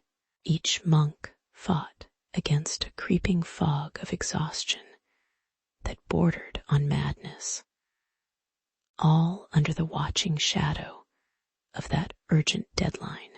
Irony lingered in the air as the monks desperately maintained composure. some returning again and again to their familiar routines, pacing, sipping lukewarm herbal infusions, blinking fast in hopes of dispelling the darkness. Their faces, blurred beneath shadows and the soft glow of the candles, betrayed no frustration, only the faintest traces of humor at their own absurd persistence. The effort revealed a strange camaraderie in shared suffering, a silent acknowledgement that perseverance often wore a thin, fraying edge. The parchment stubbornly refused to cooperate, ink blurring perhaps from hurried hands or trembling fingers. A subtle protest by the material itself. In these moments, the sacred duty of copying became a quiet comedy of resilience and human imperfection, played out in a room thick with the scent of wax and worn cloth. Eventually, dawn seeped softly through narrow windows, painting the room in warm, gentle hues, a slow and peaceful transition from feverish night into morning's calm. The monks leaned back, shoulders slackening, as the last candle was snuffed out. Their faces, shadowed yet somehow serene, bore trace marks of fatigue, but also quiet satisfaction in having endured. The hurried scribbles and blurred remarks by candlelight rippled in the mind, proof that, despite their tired bodies, they had forged ahead. They took brief moments to clean their ink-stained fingertips and share faint smiles, marveling in a muted way at the strange endurance humans summon when driven by obligation rather than inspiration. Outside, the world continued in its indifferent silence, unnoticed and unjudging, as if none of it mattered beyond that calm, fleeting effort. Looking back, the story of that feverish night in the scriptorium seems almost like a small ritual, an ordinary act of labor cloaked in quiet struggle. The monks, their faces now unshadowed and more relaxed, often pondered the endurance of their bodies, and perhaps their spirits, in moments when routine became an act of quiet defiance. Each humblest effort to stay alert, each sip of bitter herbs, was another small testament to the human tendency to push forward against tiredness, almost as if it were a shared secret. In the end, the manuscripts were completed, but what stayed with the monks was the idea that even in silence, amidst the endless patience of daily toil, there lingered a gentle irony that human limits, like ink on parchment, can sometimes blur but never fully vanish. As dawn gently crept into the dim stone recesses of the scriptorium, a sense of quiet anticipation settled over the clerics. Their hands hovered over parchment, ink bowls, and quills, each movement deliberate yet sluggish, as if in slow negotiation with the morning light. The soft murmur of breaths and the faint scratch of quills marked the first hours of their labor, driven by a communal, if tired, purpose. Faces remained shadows behind veils of rising daylight, their eyes blinking slowly, yearning for rest while hoping to capture the fleeting beauty of the early hours. It was a time of delicate balance between concentration and weariness, between the sacred task of copying and the ordinary yearning for sleep to return once more. As midday approached, the strain became more palpable, eyelids drooped, and the once steady rhythm of writing faltered. Clerics resorted to subtle tricks, twitching their legs beneath the wooden desks, changing their line of sight to distract their weary eyes, or sipping small, bitter brews kept nearby. The light from the narrow window cast long shadows across their manuscripts, highlighting the occasional smudge or skipped line. A restless quiet hung in the air, punctuated only by the faint scrape of a quill or the soft mutter of a prayer for strength, as each scribe fought a silent battle against the weight of fatigue. Irony lingered in their techniques. Some used water drips on their foreheads or shook their heads to stay alert, as if willpower alone could stave off the inevitable sleep. Then, as the sun dipped lower and the shadows grew longer, a certain humor emerged among the fatigued. Some clerics, eyes half closed but still copying, would lean too far forward, only to catch themselves just in time, their faces blurring into expressions of mild comedic despair. Others would briefly disappear behind thick stacks of parchment, trying to vanish from the relentless gaze of their own tiredness. They knew their methods, distracting themselves with mundane tasks, or staring fixedly at a distant point, were as fragile as their patience. Perhaps, in this sleepy ritual, a touch of irony comforted them. Even their most serious efforts to stay awake were tinged with gentle humor, reminding them that they shared this quiet, human struggle. As evening settled, a calm persisted. The clerics, now settled into a languid routine, accepted their weariness with a kind of silent grace. Their movements slowed, but didn't cease.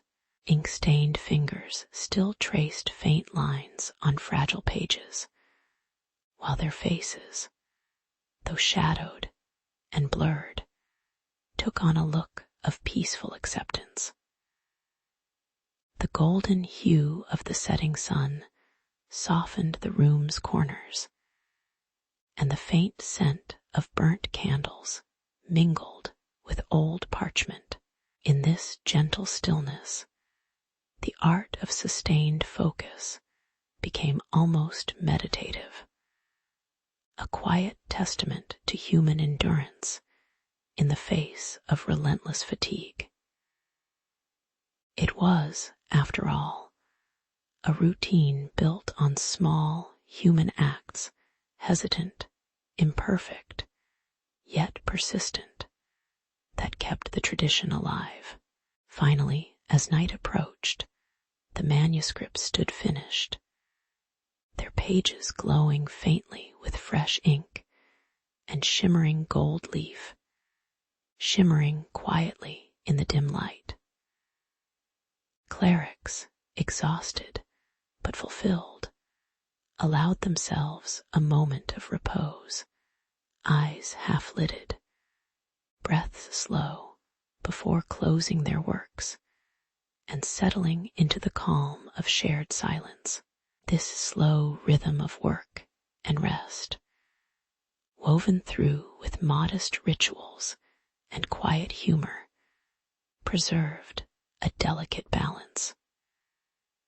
Reflecting on their labor, one could see an unspoken truth that even in tired human effort, there lies a kind of humble dignity, an enduring commitment to memory, art, and the small act of keeping history alive, one sleepy minute at a time.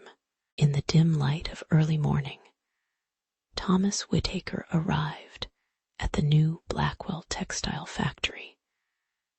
The smoke, lingering over the outskirts of Manchester, like a gentle fog, his stiff hands hesitated briefly as he adjusted his worn cap, feeling the cool touch of the damp air as the distant clatter of looms grew louder. It was a quiet moment before the relentless rhythm of the shift, a subtle beginning to a new chapter of industry that promised progress, yet carried a weight of monotony. Young Thomas looked around at the vast, humming space, where workers like him would spend long hours beneath the watchful eye of unseen overseers. Everything seemed both exciting and foreign, a quiet reminder that today, routine would become history in the making. As days settled into weeks, the steady, unvarying noise of the factory became a backdrop to Thomas's thoughts, a subtle source of a growing tension. He noticed the hurried snacks and quick sips of strong coffee that fellow workers had begun to rely on, desperate for bursts of energy amid the endless mechanical chant. Eliza, the baker's daughter, started selling her oat biscuits from a small cart outside, their smell drifting brightly into the gray factory shadows, daring to remind people of simpler pleasures. The constant grind began to wear on everyone, often unnoticed, until a quiet surge of irritable sighs or a shared grimace broke the monotonous silence. Ironically, amid the machinery's relentless pace, a new social ritual was quietly forming, one rooted in sugar, caffeine, and fleeting moments of comfort in the factory's shadowed corners.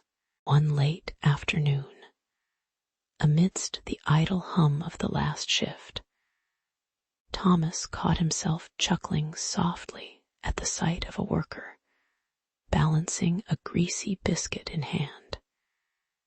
His expression, a perfect blend of fatigue and mild humor. The factory floor, with its flashing looms and rhythmic machine noise, seemed to dissolve for a moment into a patchwork of small human quirks, smiles, yawned stretches, hurried bites. Eliza's biscuits, once just a simple treat, had now become an unspoken badge of resilience, and taste, a tiny rebellion against the endless grayness. The irony lay in how these tiny snacks, made with care and sugar, had become vital sustenance for minds dulled by the drone of machinery, a flimsy but necessary escape in a world that moved far too quickly. Even amidst the noise, there was a strange calm, a quiet acknowledgement of what little joys could still be found. Over time, Thomas found a slow, comforting rhythm in the factory's regularities, the sound of looms woven into his days like a distant lullaby.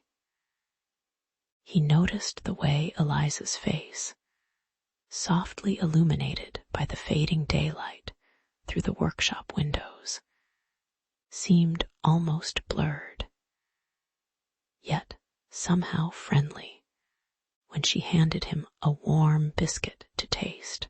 The bustling factory, with its scent of oil, fabric, and baked oats, had become a steady landscape of human effort, with moments of gentle humor threading through fatigue.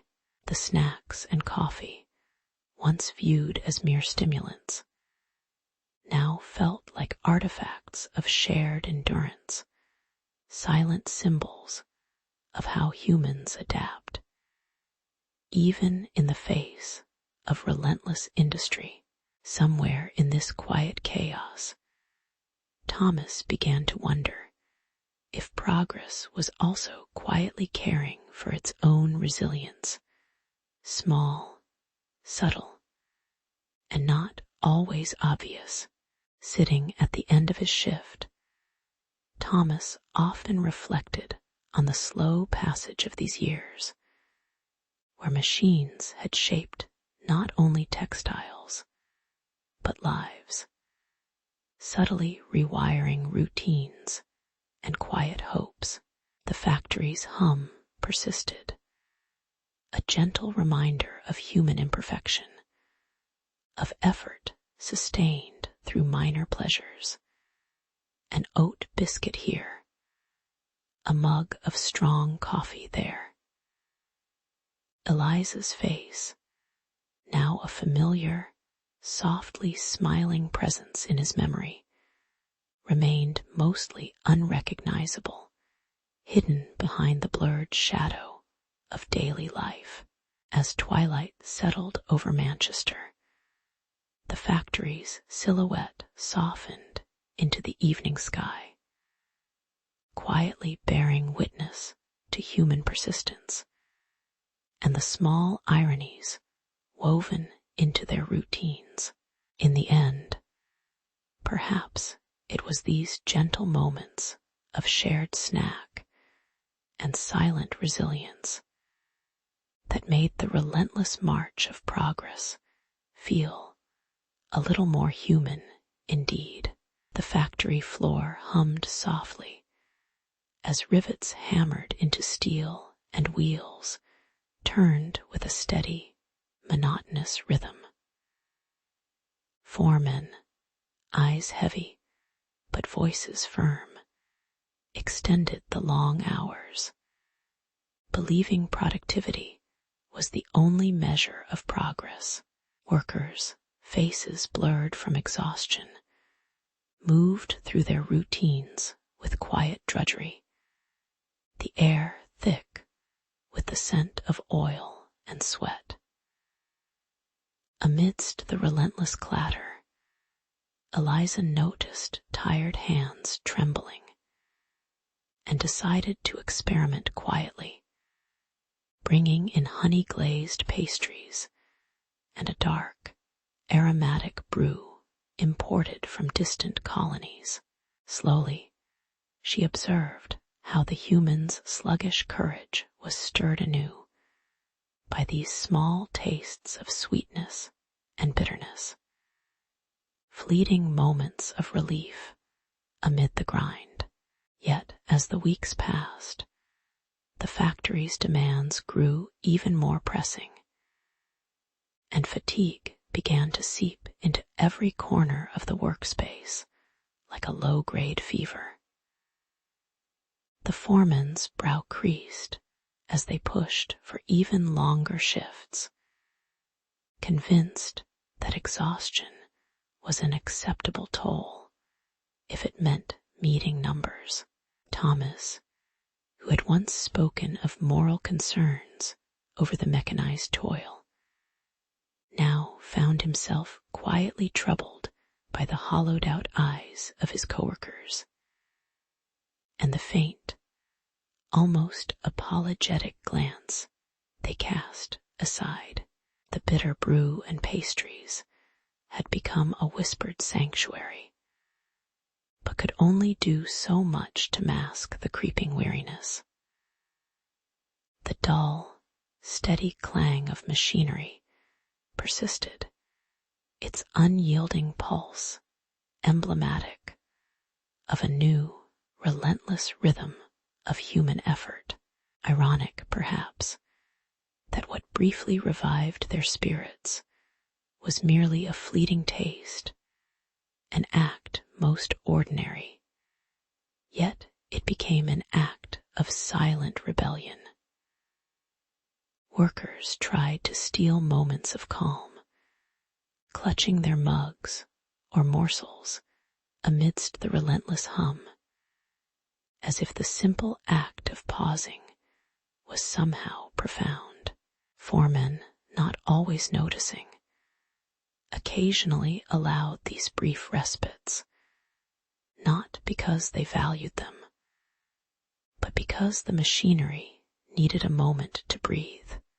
However, unknowingly, Eliza's little experiments grew into small rituals. Pastries wrapped in greasy paper, bitter coffee cups cooling in trembling hands. And strangely, these moments became reminders of the human behind the hand that operated the machine.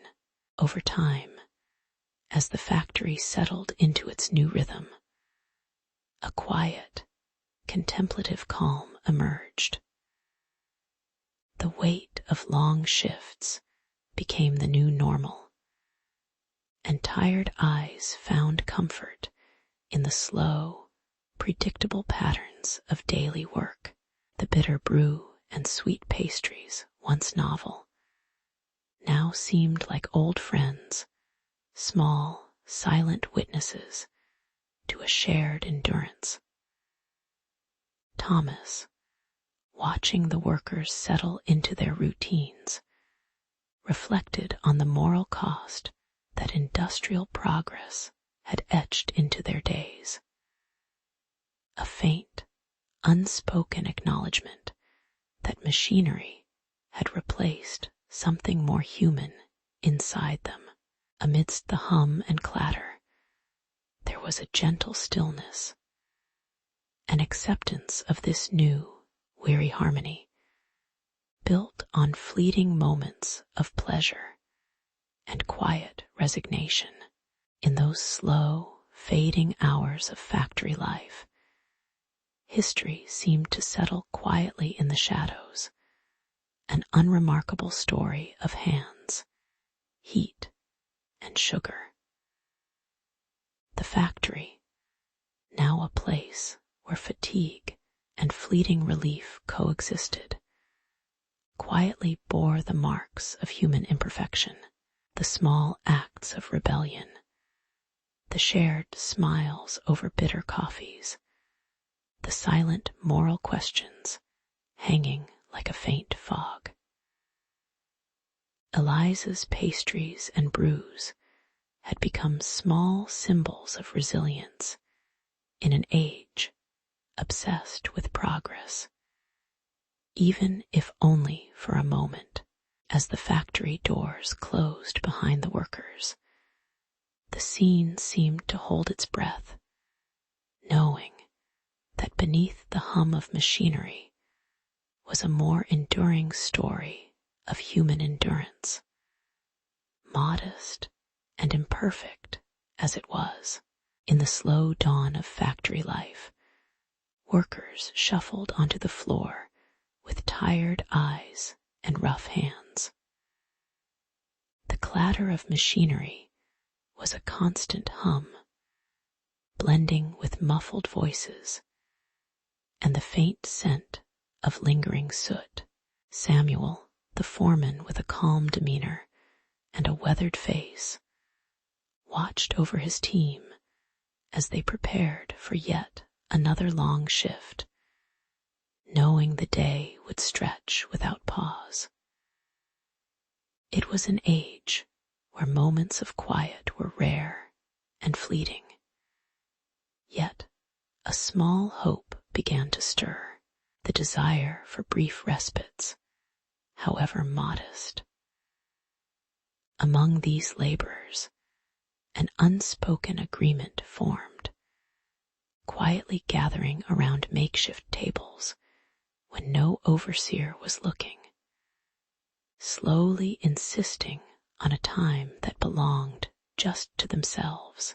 As days passed, the workers' small gatherings grew bolder, with Samuel at their center, gently urging them to seize these fragile moments.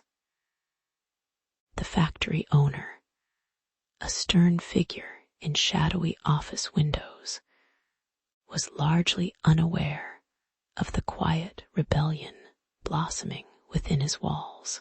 The workers shared Eliza's simple snacks, their rough fingertips touching warm, dark coffee, and in those shared sips, a subtle bond took root. The rhythm of the factory slowed just enough to notice how their collective presence gave weight to ownership's strict schedules, defying them not loudly, but with gentle persistence. The tension, softly simmering, hinted at a quiet transformation, where solidarity was carved out sauce by sauce around chipped cups. Irony lingered in the air like the faint aroma of burnt sugar. These short escapes, initially seen as trivial, began to carry a quiet power that unsettled the routine. The factory supervisor would occasionally catch a glimpse of small clusters, their faces relaxed, even cheerful, while the machinery kept ticking away in the background. Samuel, with his steady gaze and half-shadowed face, saw the subtle shift and silently nodded, knowing the workers' camaraderie was growing beyond just snacks and coffee. The owner's strict schedules now seemed a little more like a brittle shell that might crack at the slightest pressure. Yet nothing was said, only observed, with a sleepy, knowing patience. Amidst the hum of industry, a faint tug of change hovered, unspoken but undeniable. Over time, the factory floor settled into a new rhythm, one where brief moments of repose became a shared sanctuary, a small act of resistance wrapped in everyday ritual. Samuel's gestures, once merely practical, now carried quiet authority. His once quiet nods became silent encouragements. The workers, weary but united, found in these tiny pauses a sense of calm amid the relentless clatter, a moment to breathe, to connect, to feel seen without words. The factory's strict schedule remained, but the human pulse beneath it now bore the mark of gentle defiance. The dark coffee and half-eaten snacks, symbols of their small rebellion, shimmered with a quiet humor that no owner could easily dismiss. In this act of everyday kindness, the factory softened just a little, like fog lifting softly at dawn. Looking back, it was perhaps only a small gesture, these fleeting breaks, their shared snacks and coffees. Yet, in the quiet corners of that factory, something lingered, a testament to simple human endurance and the power of tiny acts. The factory, once a mere collection of machines and schedules, had become a space where workers gently claimed moments for themselves, quietly asserting their presence within the vast, indifferent industry. Samuel's calm leadership, merged with their shared solidarity, created a subtle harmony, one that may not have changed the world, but made it hum a little softer. As the factory finally drifted into the slow shift change at day's end, the human stories retreated into quiet, respectful silence, leaving behind just a trace of humor and hope amid the dusty air. As dawn crept softly over the sprawling factory district, workers shuffled into their stations, the hum of machines mingling with the muffled clatter of coffee cups. The shift started with a quiet routine, each person settling into the small rituals that marked their day, lifting a stimulant snack or savoring a bitter spray of coffee. The atmosphere, though tired, was punctuated by a low undercurrent of camaraderie, uncertain, yet familiar, wrapped in the faint aroma of roasted beans and sweetened powders. It was, in its own slow way, a time of quiet hope, as if these small acts of indulgence carried a faint undertone of progress, however mundane. But the stillness was about to be challenged, and what had been a simple pleasure threatened to unravel under the weight of authority's stiffening gaze. One early morning, a note arrived silently in the factory office, its tone clear and unbending. Informal gatherings assembled around snack boxes, and coffee cups were suddenly forbidden. The workers looked at each other with mild surprise, their shared discomfort flickering briefly in their eyes. Whispers swirled about the workshop.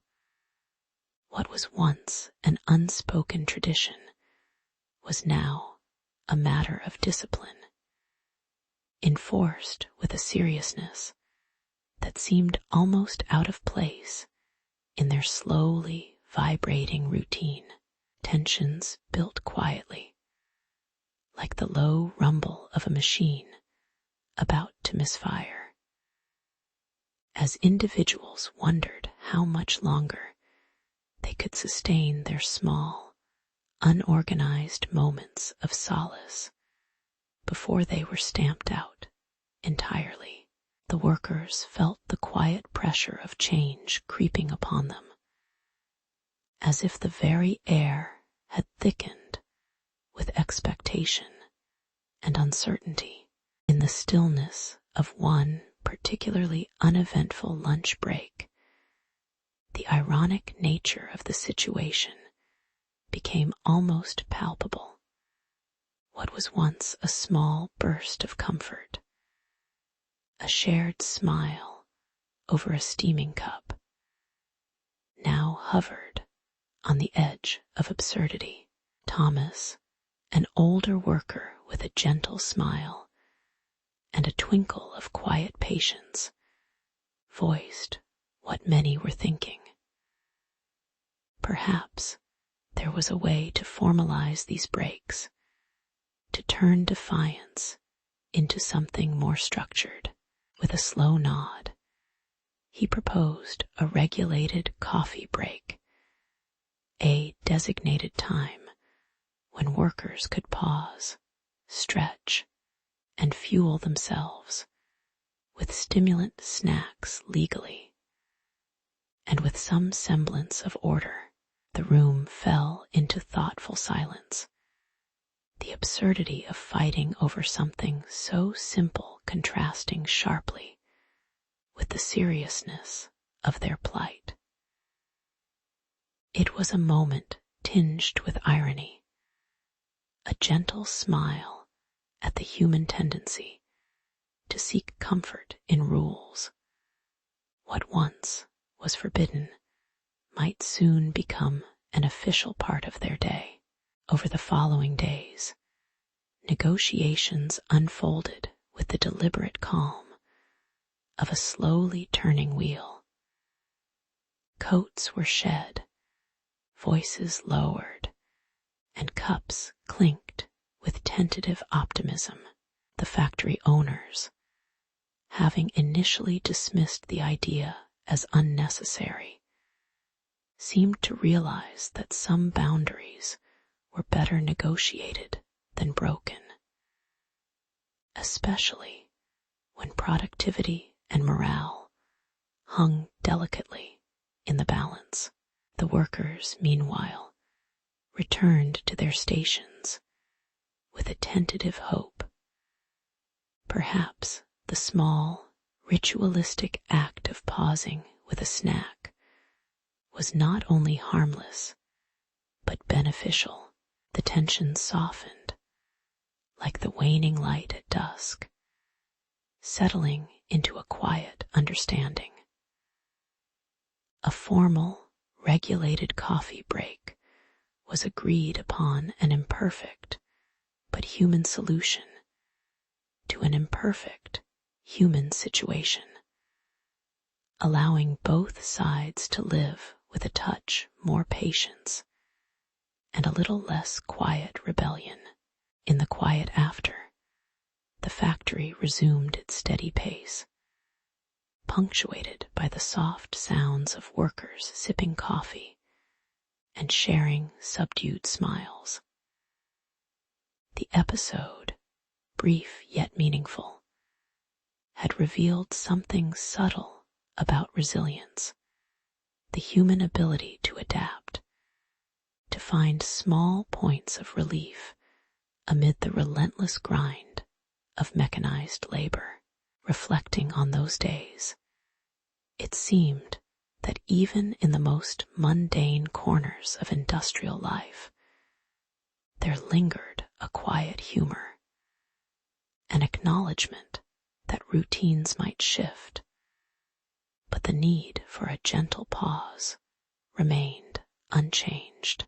As the lights dimmed outside the factory windows, the people exhaled slowly, touched by the simple grace of routines that perhaps weren't so boring after all, just quietly human, quietly enduring. In the dim, early days of the factory era, workers would toil away in the hum of machines and the blur of repetitive tasks. Their days marked only by the shifting light of dawn and dusk.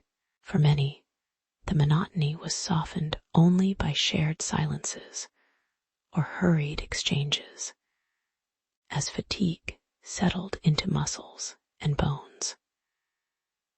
Then, in a quiet moment born of collective frustration, laborers began to ask for short rests, a simple request that slowly grew into a common practice.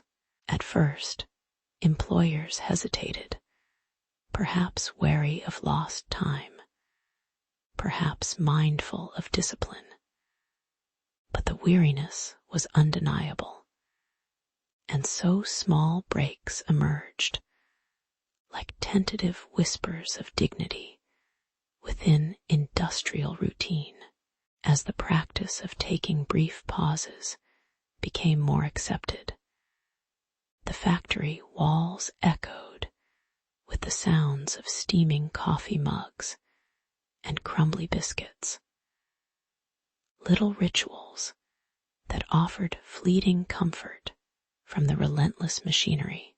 The 15-minute coffee break, once a humble experiment, gradually tied itself into the fabric of factory life, transforming workers' moments of repose into a form of quiet rebellion that nonetheless kept the gears turning. There was an irony in how these tiny pockets of leisure subtly shifted power. Laborers, once mere cogs, now shared moments over shared sustenance, even if the factory boss watched with cautious approval. Irony softened the harsh clang of progress. Here, human moments persisted amid the steel chorus.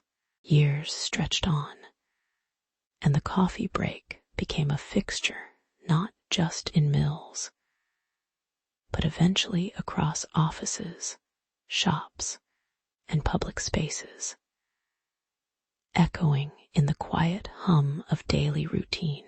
Workers and managers alike accepted it as a fixture, an inevitable, almost sacred pause, trusting in the simple pleasures of warm drinks and friendly chatter. Yet, beneath this calm, the transition revealed a quiet irony. The very breaks designed to serve productivity subtly softened the edge of labor's harshness, turning work into a shared human experience. Every steaming mug was a silent acknowledgement that even in the most relentless systems, small acts of care could survive. The world, it seemed, was content to slow down just enough to breathe together. In the gentle light of a late afternoon, Thomas and Eliza watched their children play in the yard.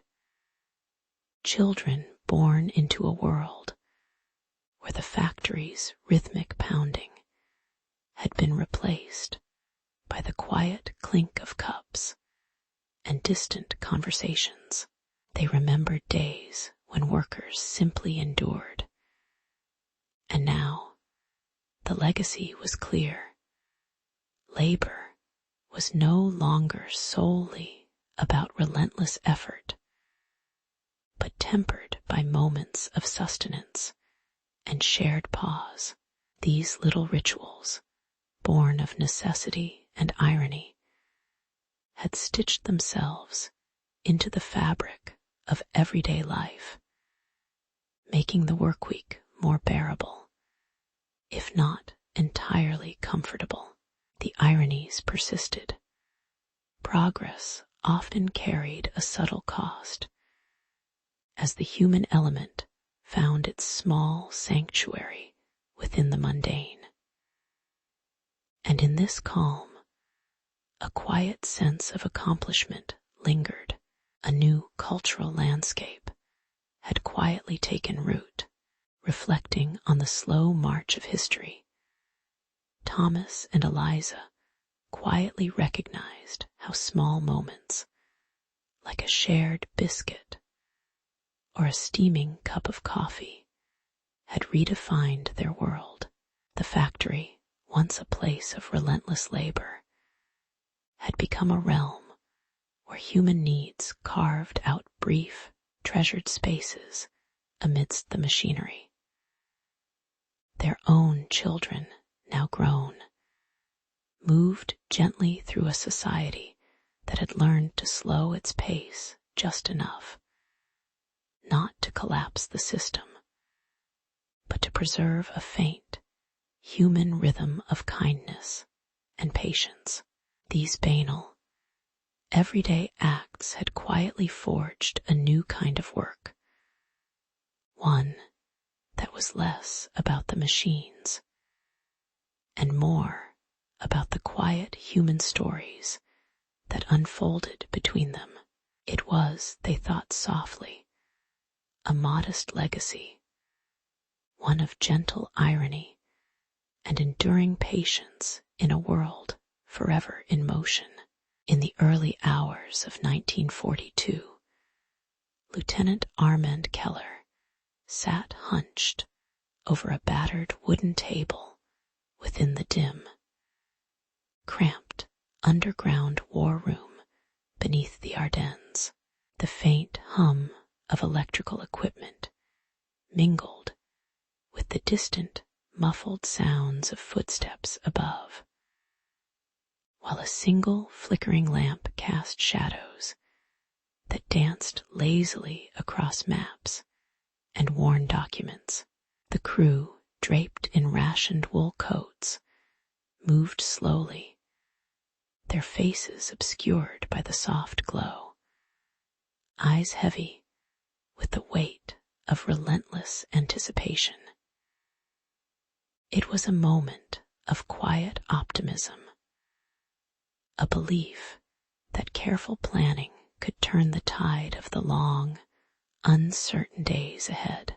Yet beneath this fragile veneer, the first tendrils of fatigue had begun to curl around their minds, unnoticed but quietly insidious.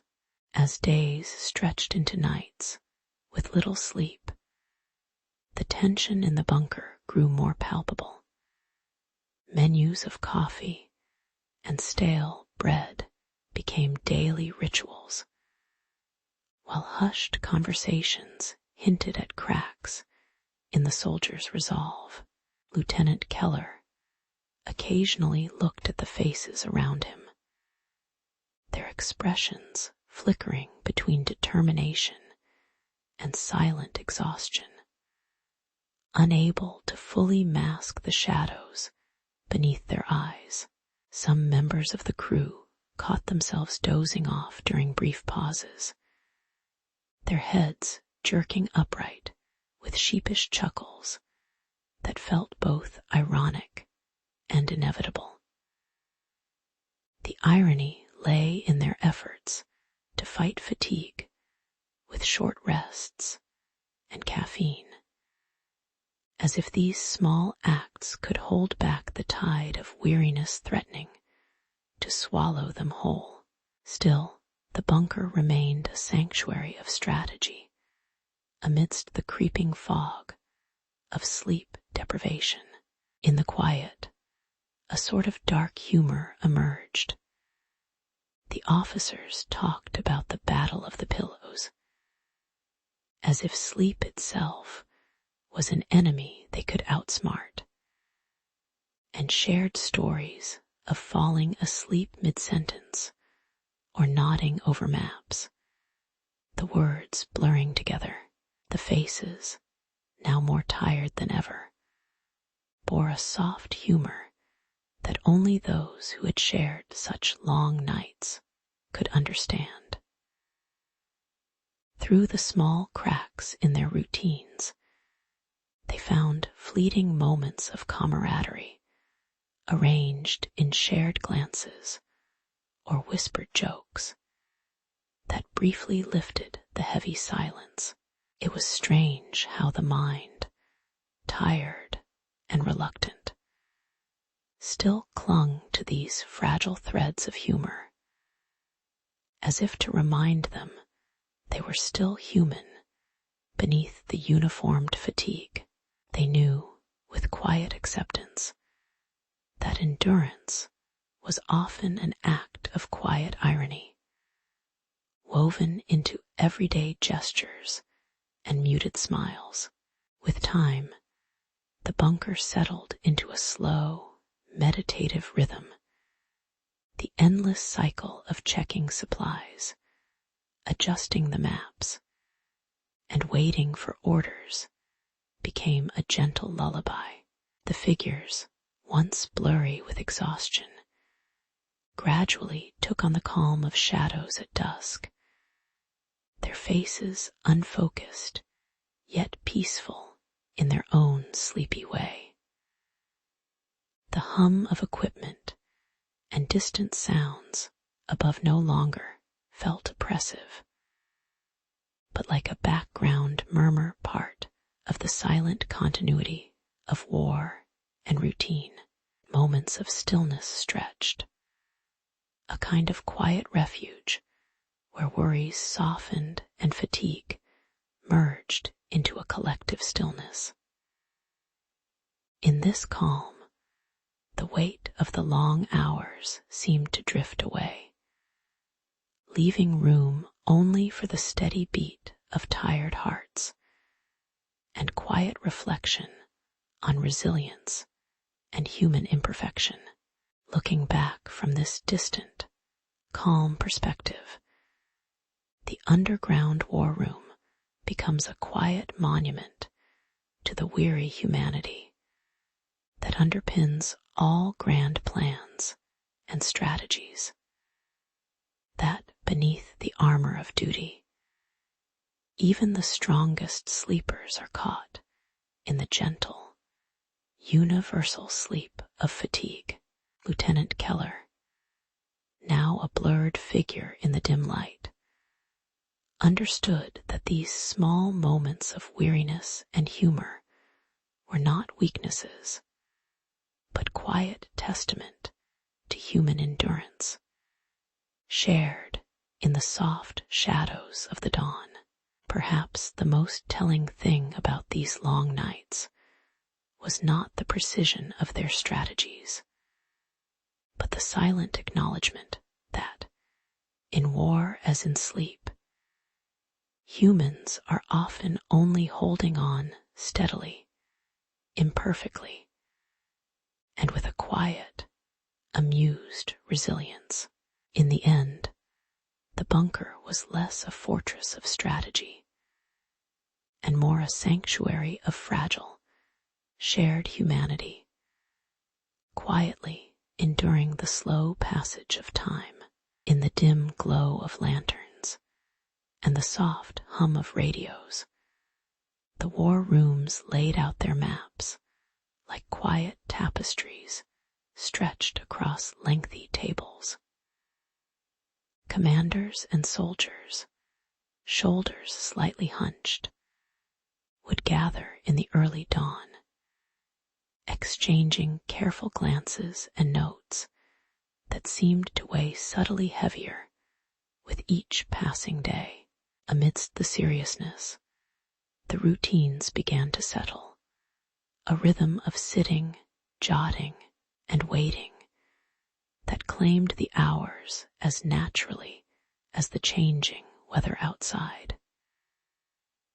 It was a time of quiet focus, where human patience was measured in small, deliberate breaths, and the faint sounds of pencils on paper. The constant move from task to task became routine, and in that routine, a strange sort of comfort emerged, even as fatigue silently crept closer.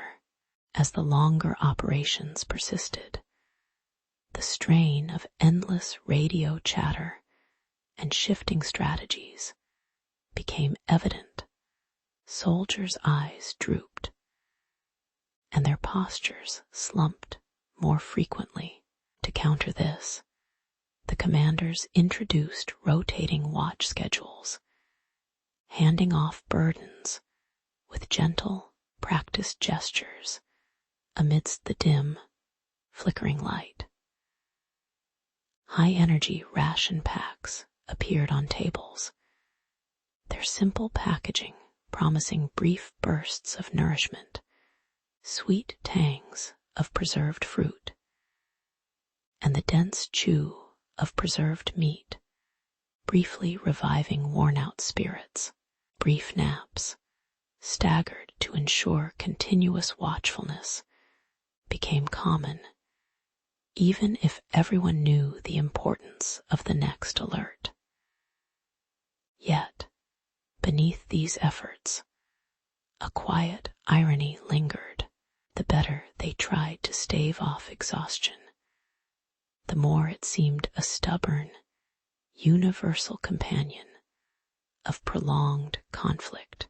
Soldiers learned to craft small breathing exercises, feeling the rise and fall of their chests beneath scratchy wool uniforms in the dim quiet of the command rooms.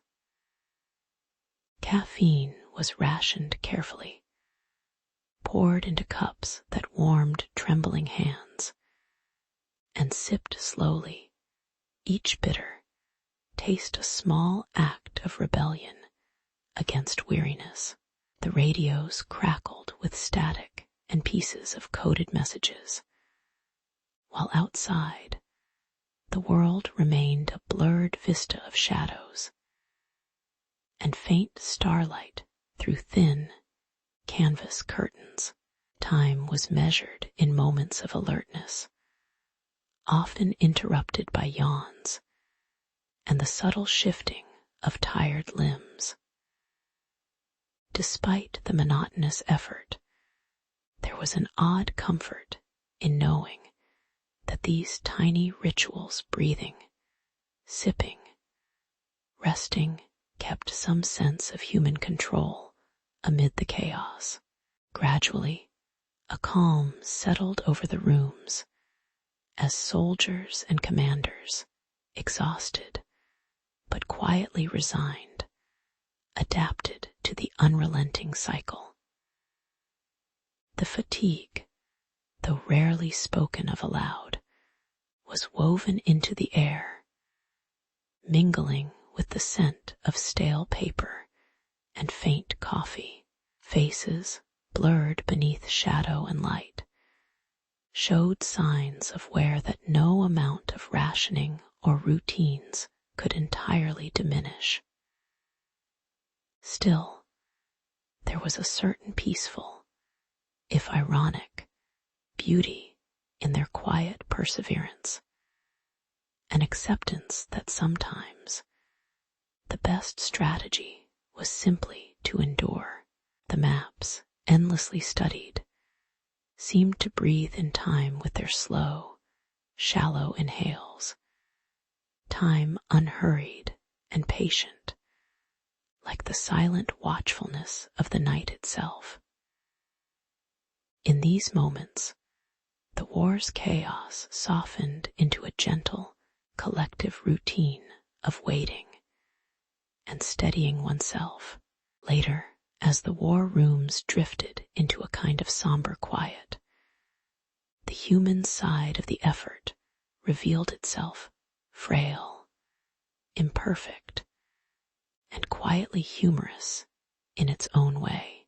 Men and women, faces just hints of shadow and light, sat in silence, clutching mugs of cooled coffee or gently stretching their stiff limbs. Their faces blurred as if unknown, unimportant in the grander scheme.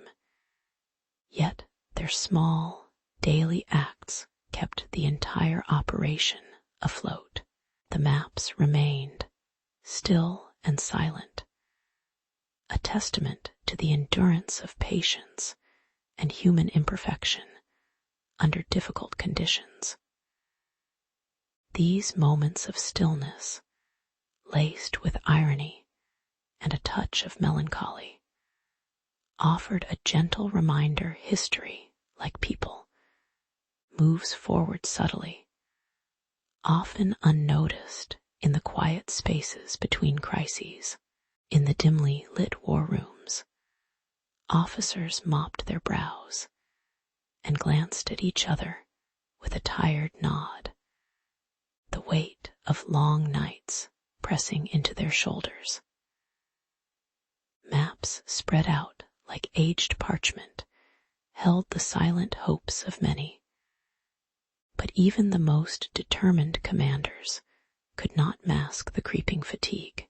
As dawn's subtle glow seeped through narrow windows, the room settled into a tentative calm, an unspoken agreement to carry on, moment by moment.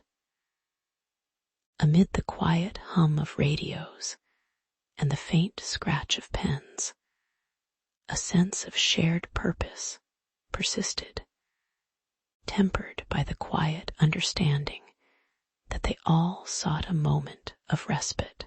It was in these small pauses that they found a fragile semblance of human connection, an acknowledgement that beneath the uniforms, they were still just tired people pretending to be unbreakable.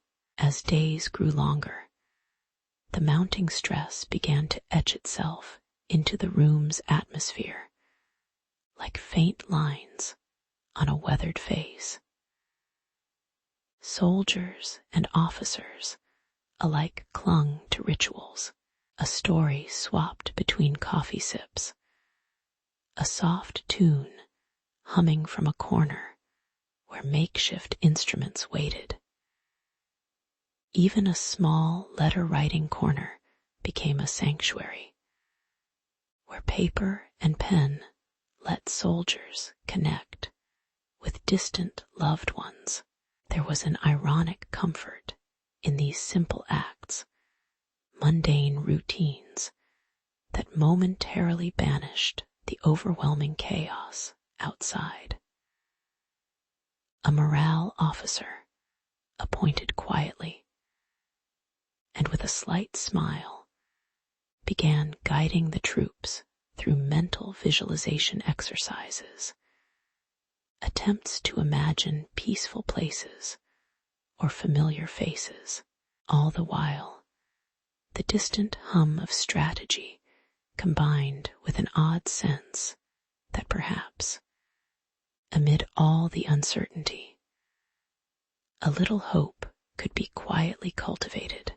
Soon, the routine of shared stories and music had become almost ritualistic, a kind of soft defiance against the relentless march of exhaustion. The soldiers, once wary of showing vulnerability, learned to lean into these moments of levity. A dull guitar strum or a laugh, faint and fleeting, threaded through the persistent hum of machinery and murmured commands. It was tragically humorous how a well-placed joke could momentarily lighten the tense air, as if humor itself were a fragile armor. The morale officers' visualization sessions, which had at first seemed almost quaint, gained quiet respect, an unspoken acknowledgement that mental resilience was as vital as physical readiness. In this strange regularity, there was an unspoken truth. Endurance was partly born of small human acts, of shared silence and quiet support. Gradually, the war room found a steady rhythm, the frantic tension easing into a calm, almost meditative stillness. A cup of lukewarm coffee sat unnoticed by a side table, while a soldier absent-mindedly traced a pattern on a crumpled paper. The faces, blurred with fatigue and shadow, showed signs of acceptance, an understanding that they could not control the storms outside, only how they weathered them together. The makeshift music corner remained quiet but familiar, a harmless reminder that even in war, humans sought small comforts. The handwritten letters, now more reflective than urgent, brought touches of home into the cluttered space. It was in these quiet, ordinary moments that the machinery of resilience quietly turned, weaving a fragile but steadfast thread of hope through the fabric of fatigue. In the peaceful aftermath of long, weary days, the war room settled into a kind of tired contentment, a space where time slowed, if only slightly, Walls still bore the faint shadows of strategies past, but now there was space for whispered memories rather than loud commands. The soldiers, worn but resilient, understood that the true strength lay not only in their plans, but also in their ability to persist quietly, in shared stories and small rituals. The visualization techniques, once hopeful experiments, had become part of a broader human mosaic, pieces crafted from moments of calm amid chaos. Looking back, it was clear that these humble efforts at morale were less about heroism and more about the quiet, persistent effort to stay human. Here, in the slow unfolding of days, the war room stood as a testament to human endurance, modest, imperfect, and quietly enduring. In the dim glow of the war room, the staff gathered each morning with the quiet hope that today might be just a little easier. Coffee cups rested beside faded maps and worn pencils, while the hum of conversation was steady and soft. The room, a sanctuary of pressed uniforms and flickering lanterns, moved gently through routine. Reports, calculations, the faint scratching of markings on paper, all under the watchful but unseen eyes of figures blurred by shadow and light. It was an existence stitched together with small acts, stretching, sneezing, exchanging weary glances, things only noticeable in the slow rhythm of collective endurance. These moments, ordinary yet vital, wove a fragile fabric of discipline, holding back the tide of fatigue that increasingly seeped into every corner of their consciousness. And so, with patience, they waited for the inevitable sound, the distant report of artillery, a reminder that the war outside persisted, so they could hope just a little longer for that day's safe return home. As the hours stretched, tension settled in with the faintest crackle of static on radio receivers, and the room's silence grew dense with unspoken worries. The soldiers and strategists, exhausted but resolute, relied on well-practiced routines, sipping thick, nutrient-rich soups from battered bowls, adjusting their caps, and whispering collective chants under breath to stave off the creeping numbness. Yet in the quiet, subtle signs of wear show, a hand trembles as it reaches for a candle, a sigh catching in the throat before being swiftly masked. Once, a generator sputtered and died, plunging the room into darkness and a strange, still silence, as if the whole world hesitated. It was an ironic pause. For all their planning and precision, fate had reminded them how small and fragile their ordered little universe truly was, even within these fortified walls. In that sudden stillness, amid the darkness, a faint smile flickered on a tired face, an ironic humor born of shared absurdity, that even in their disciplined chaos, the universe refused to cooperate. Someone mumbled about the technology gods taking an afternoon nap, and there was an almost humorous shuffle of feet and shifting of blankets in the dark. The crew understood then that no amount of preparation could fully conquer the randomness of life, be it a power failure or a flickering candle.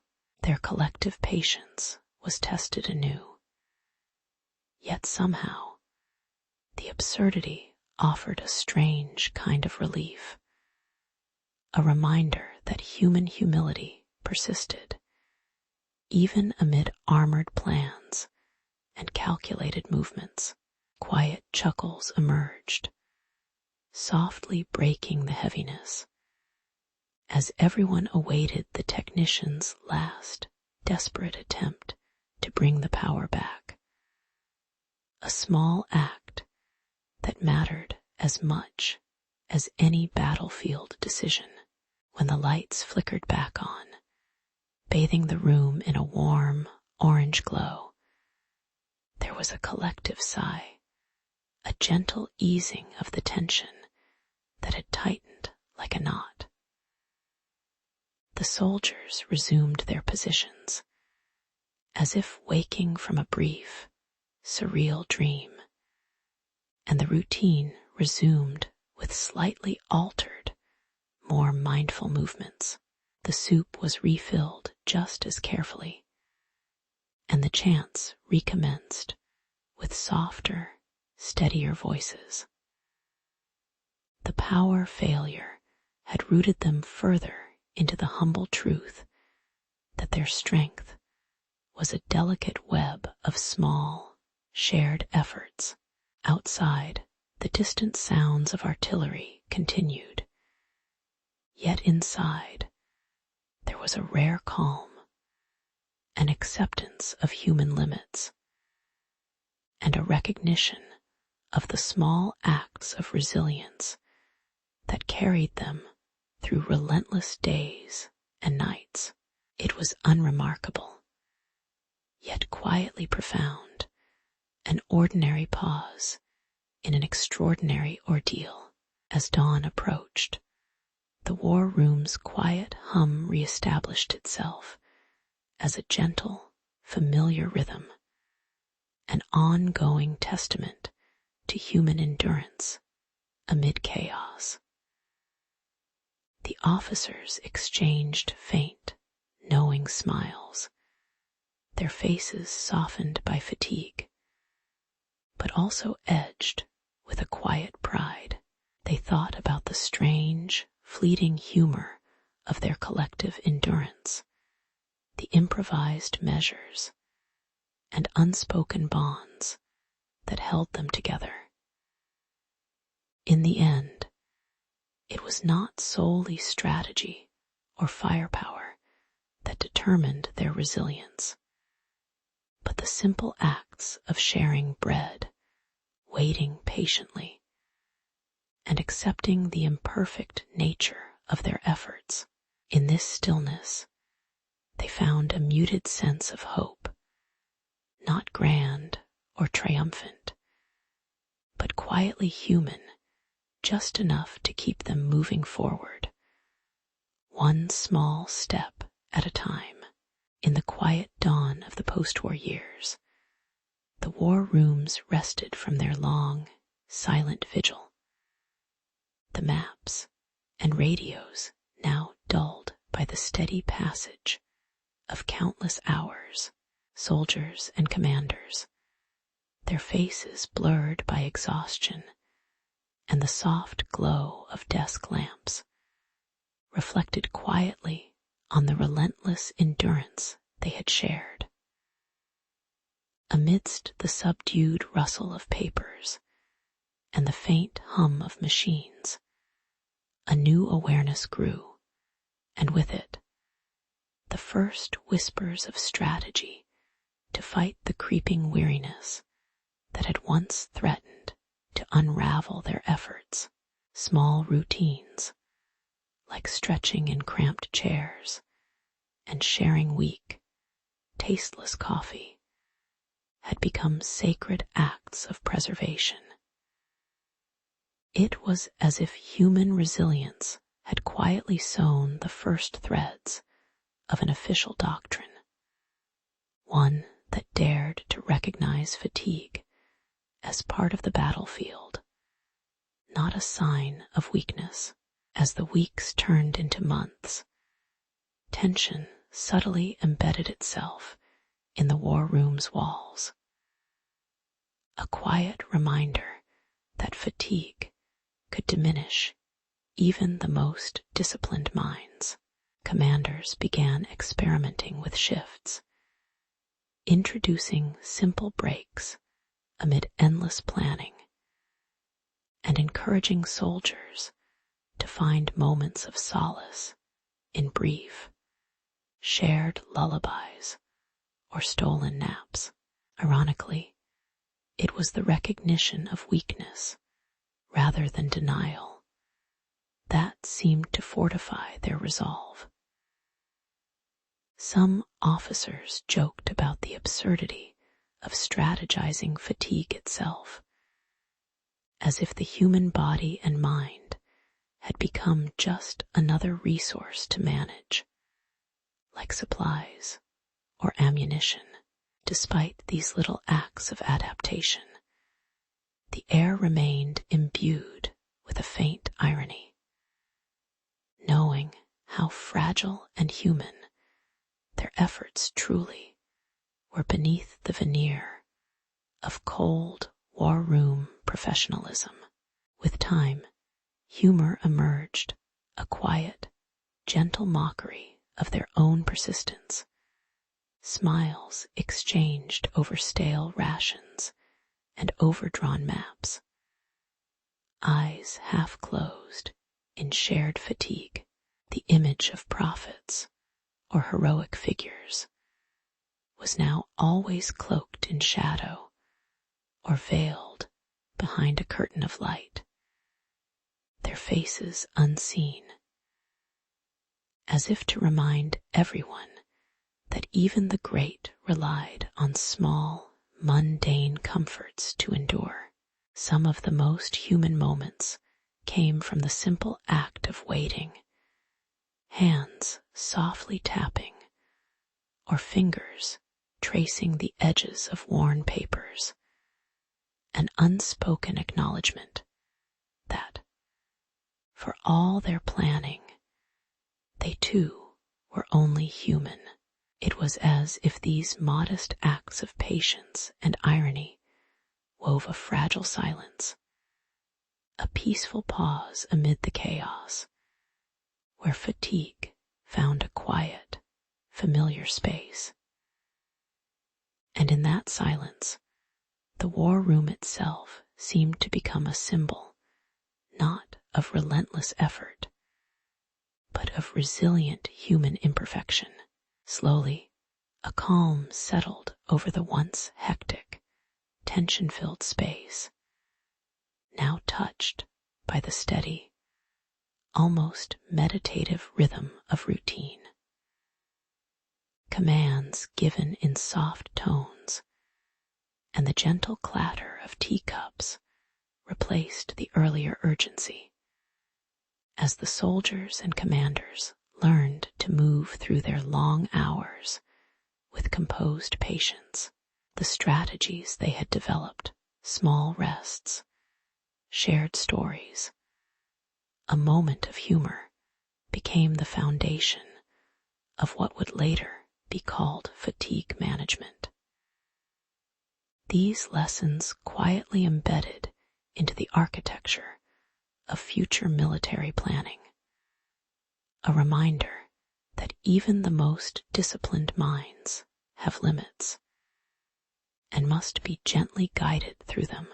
The war room, once a battleground of frantic activity, now radiated a kind of quiet dignity, a testament to the slow, unhurried resilience of human beings surviving the weight of history. Looking back, the survivors saw their wartime efforts not merely as a series of tactical decisions, but as a profound acknowledgement of shared human frailty. The strategies to combat fatigue, those small, almost trivial acts, became part of the legacy that informed a more humane approach to warfare and leadership. The war room, with its silent maps and tired faces, had become a quiet guardian of human resilience, its lessons etched into the fabric of post-war military doctrine. Perhaps the most enduring truth was that endurance was never about ignoring weakness, but about embracing it with gentle irony and calm acceptance. As the years slipped by, the memory of those long, quiet nights remained a subtle reminder that even in chaos, there is comfort in the knowledge that fatigue is just another part of the human story, and that resilience quietly whispers in the spaces between our efforts.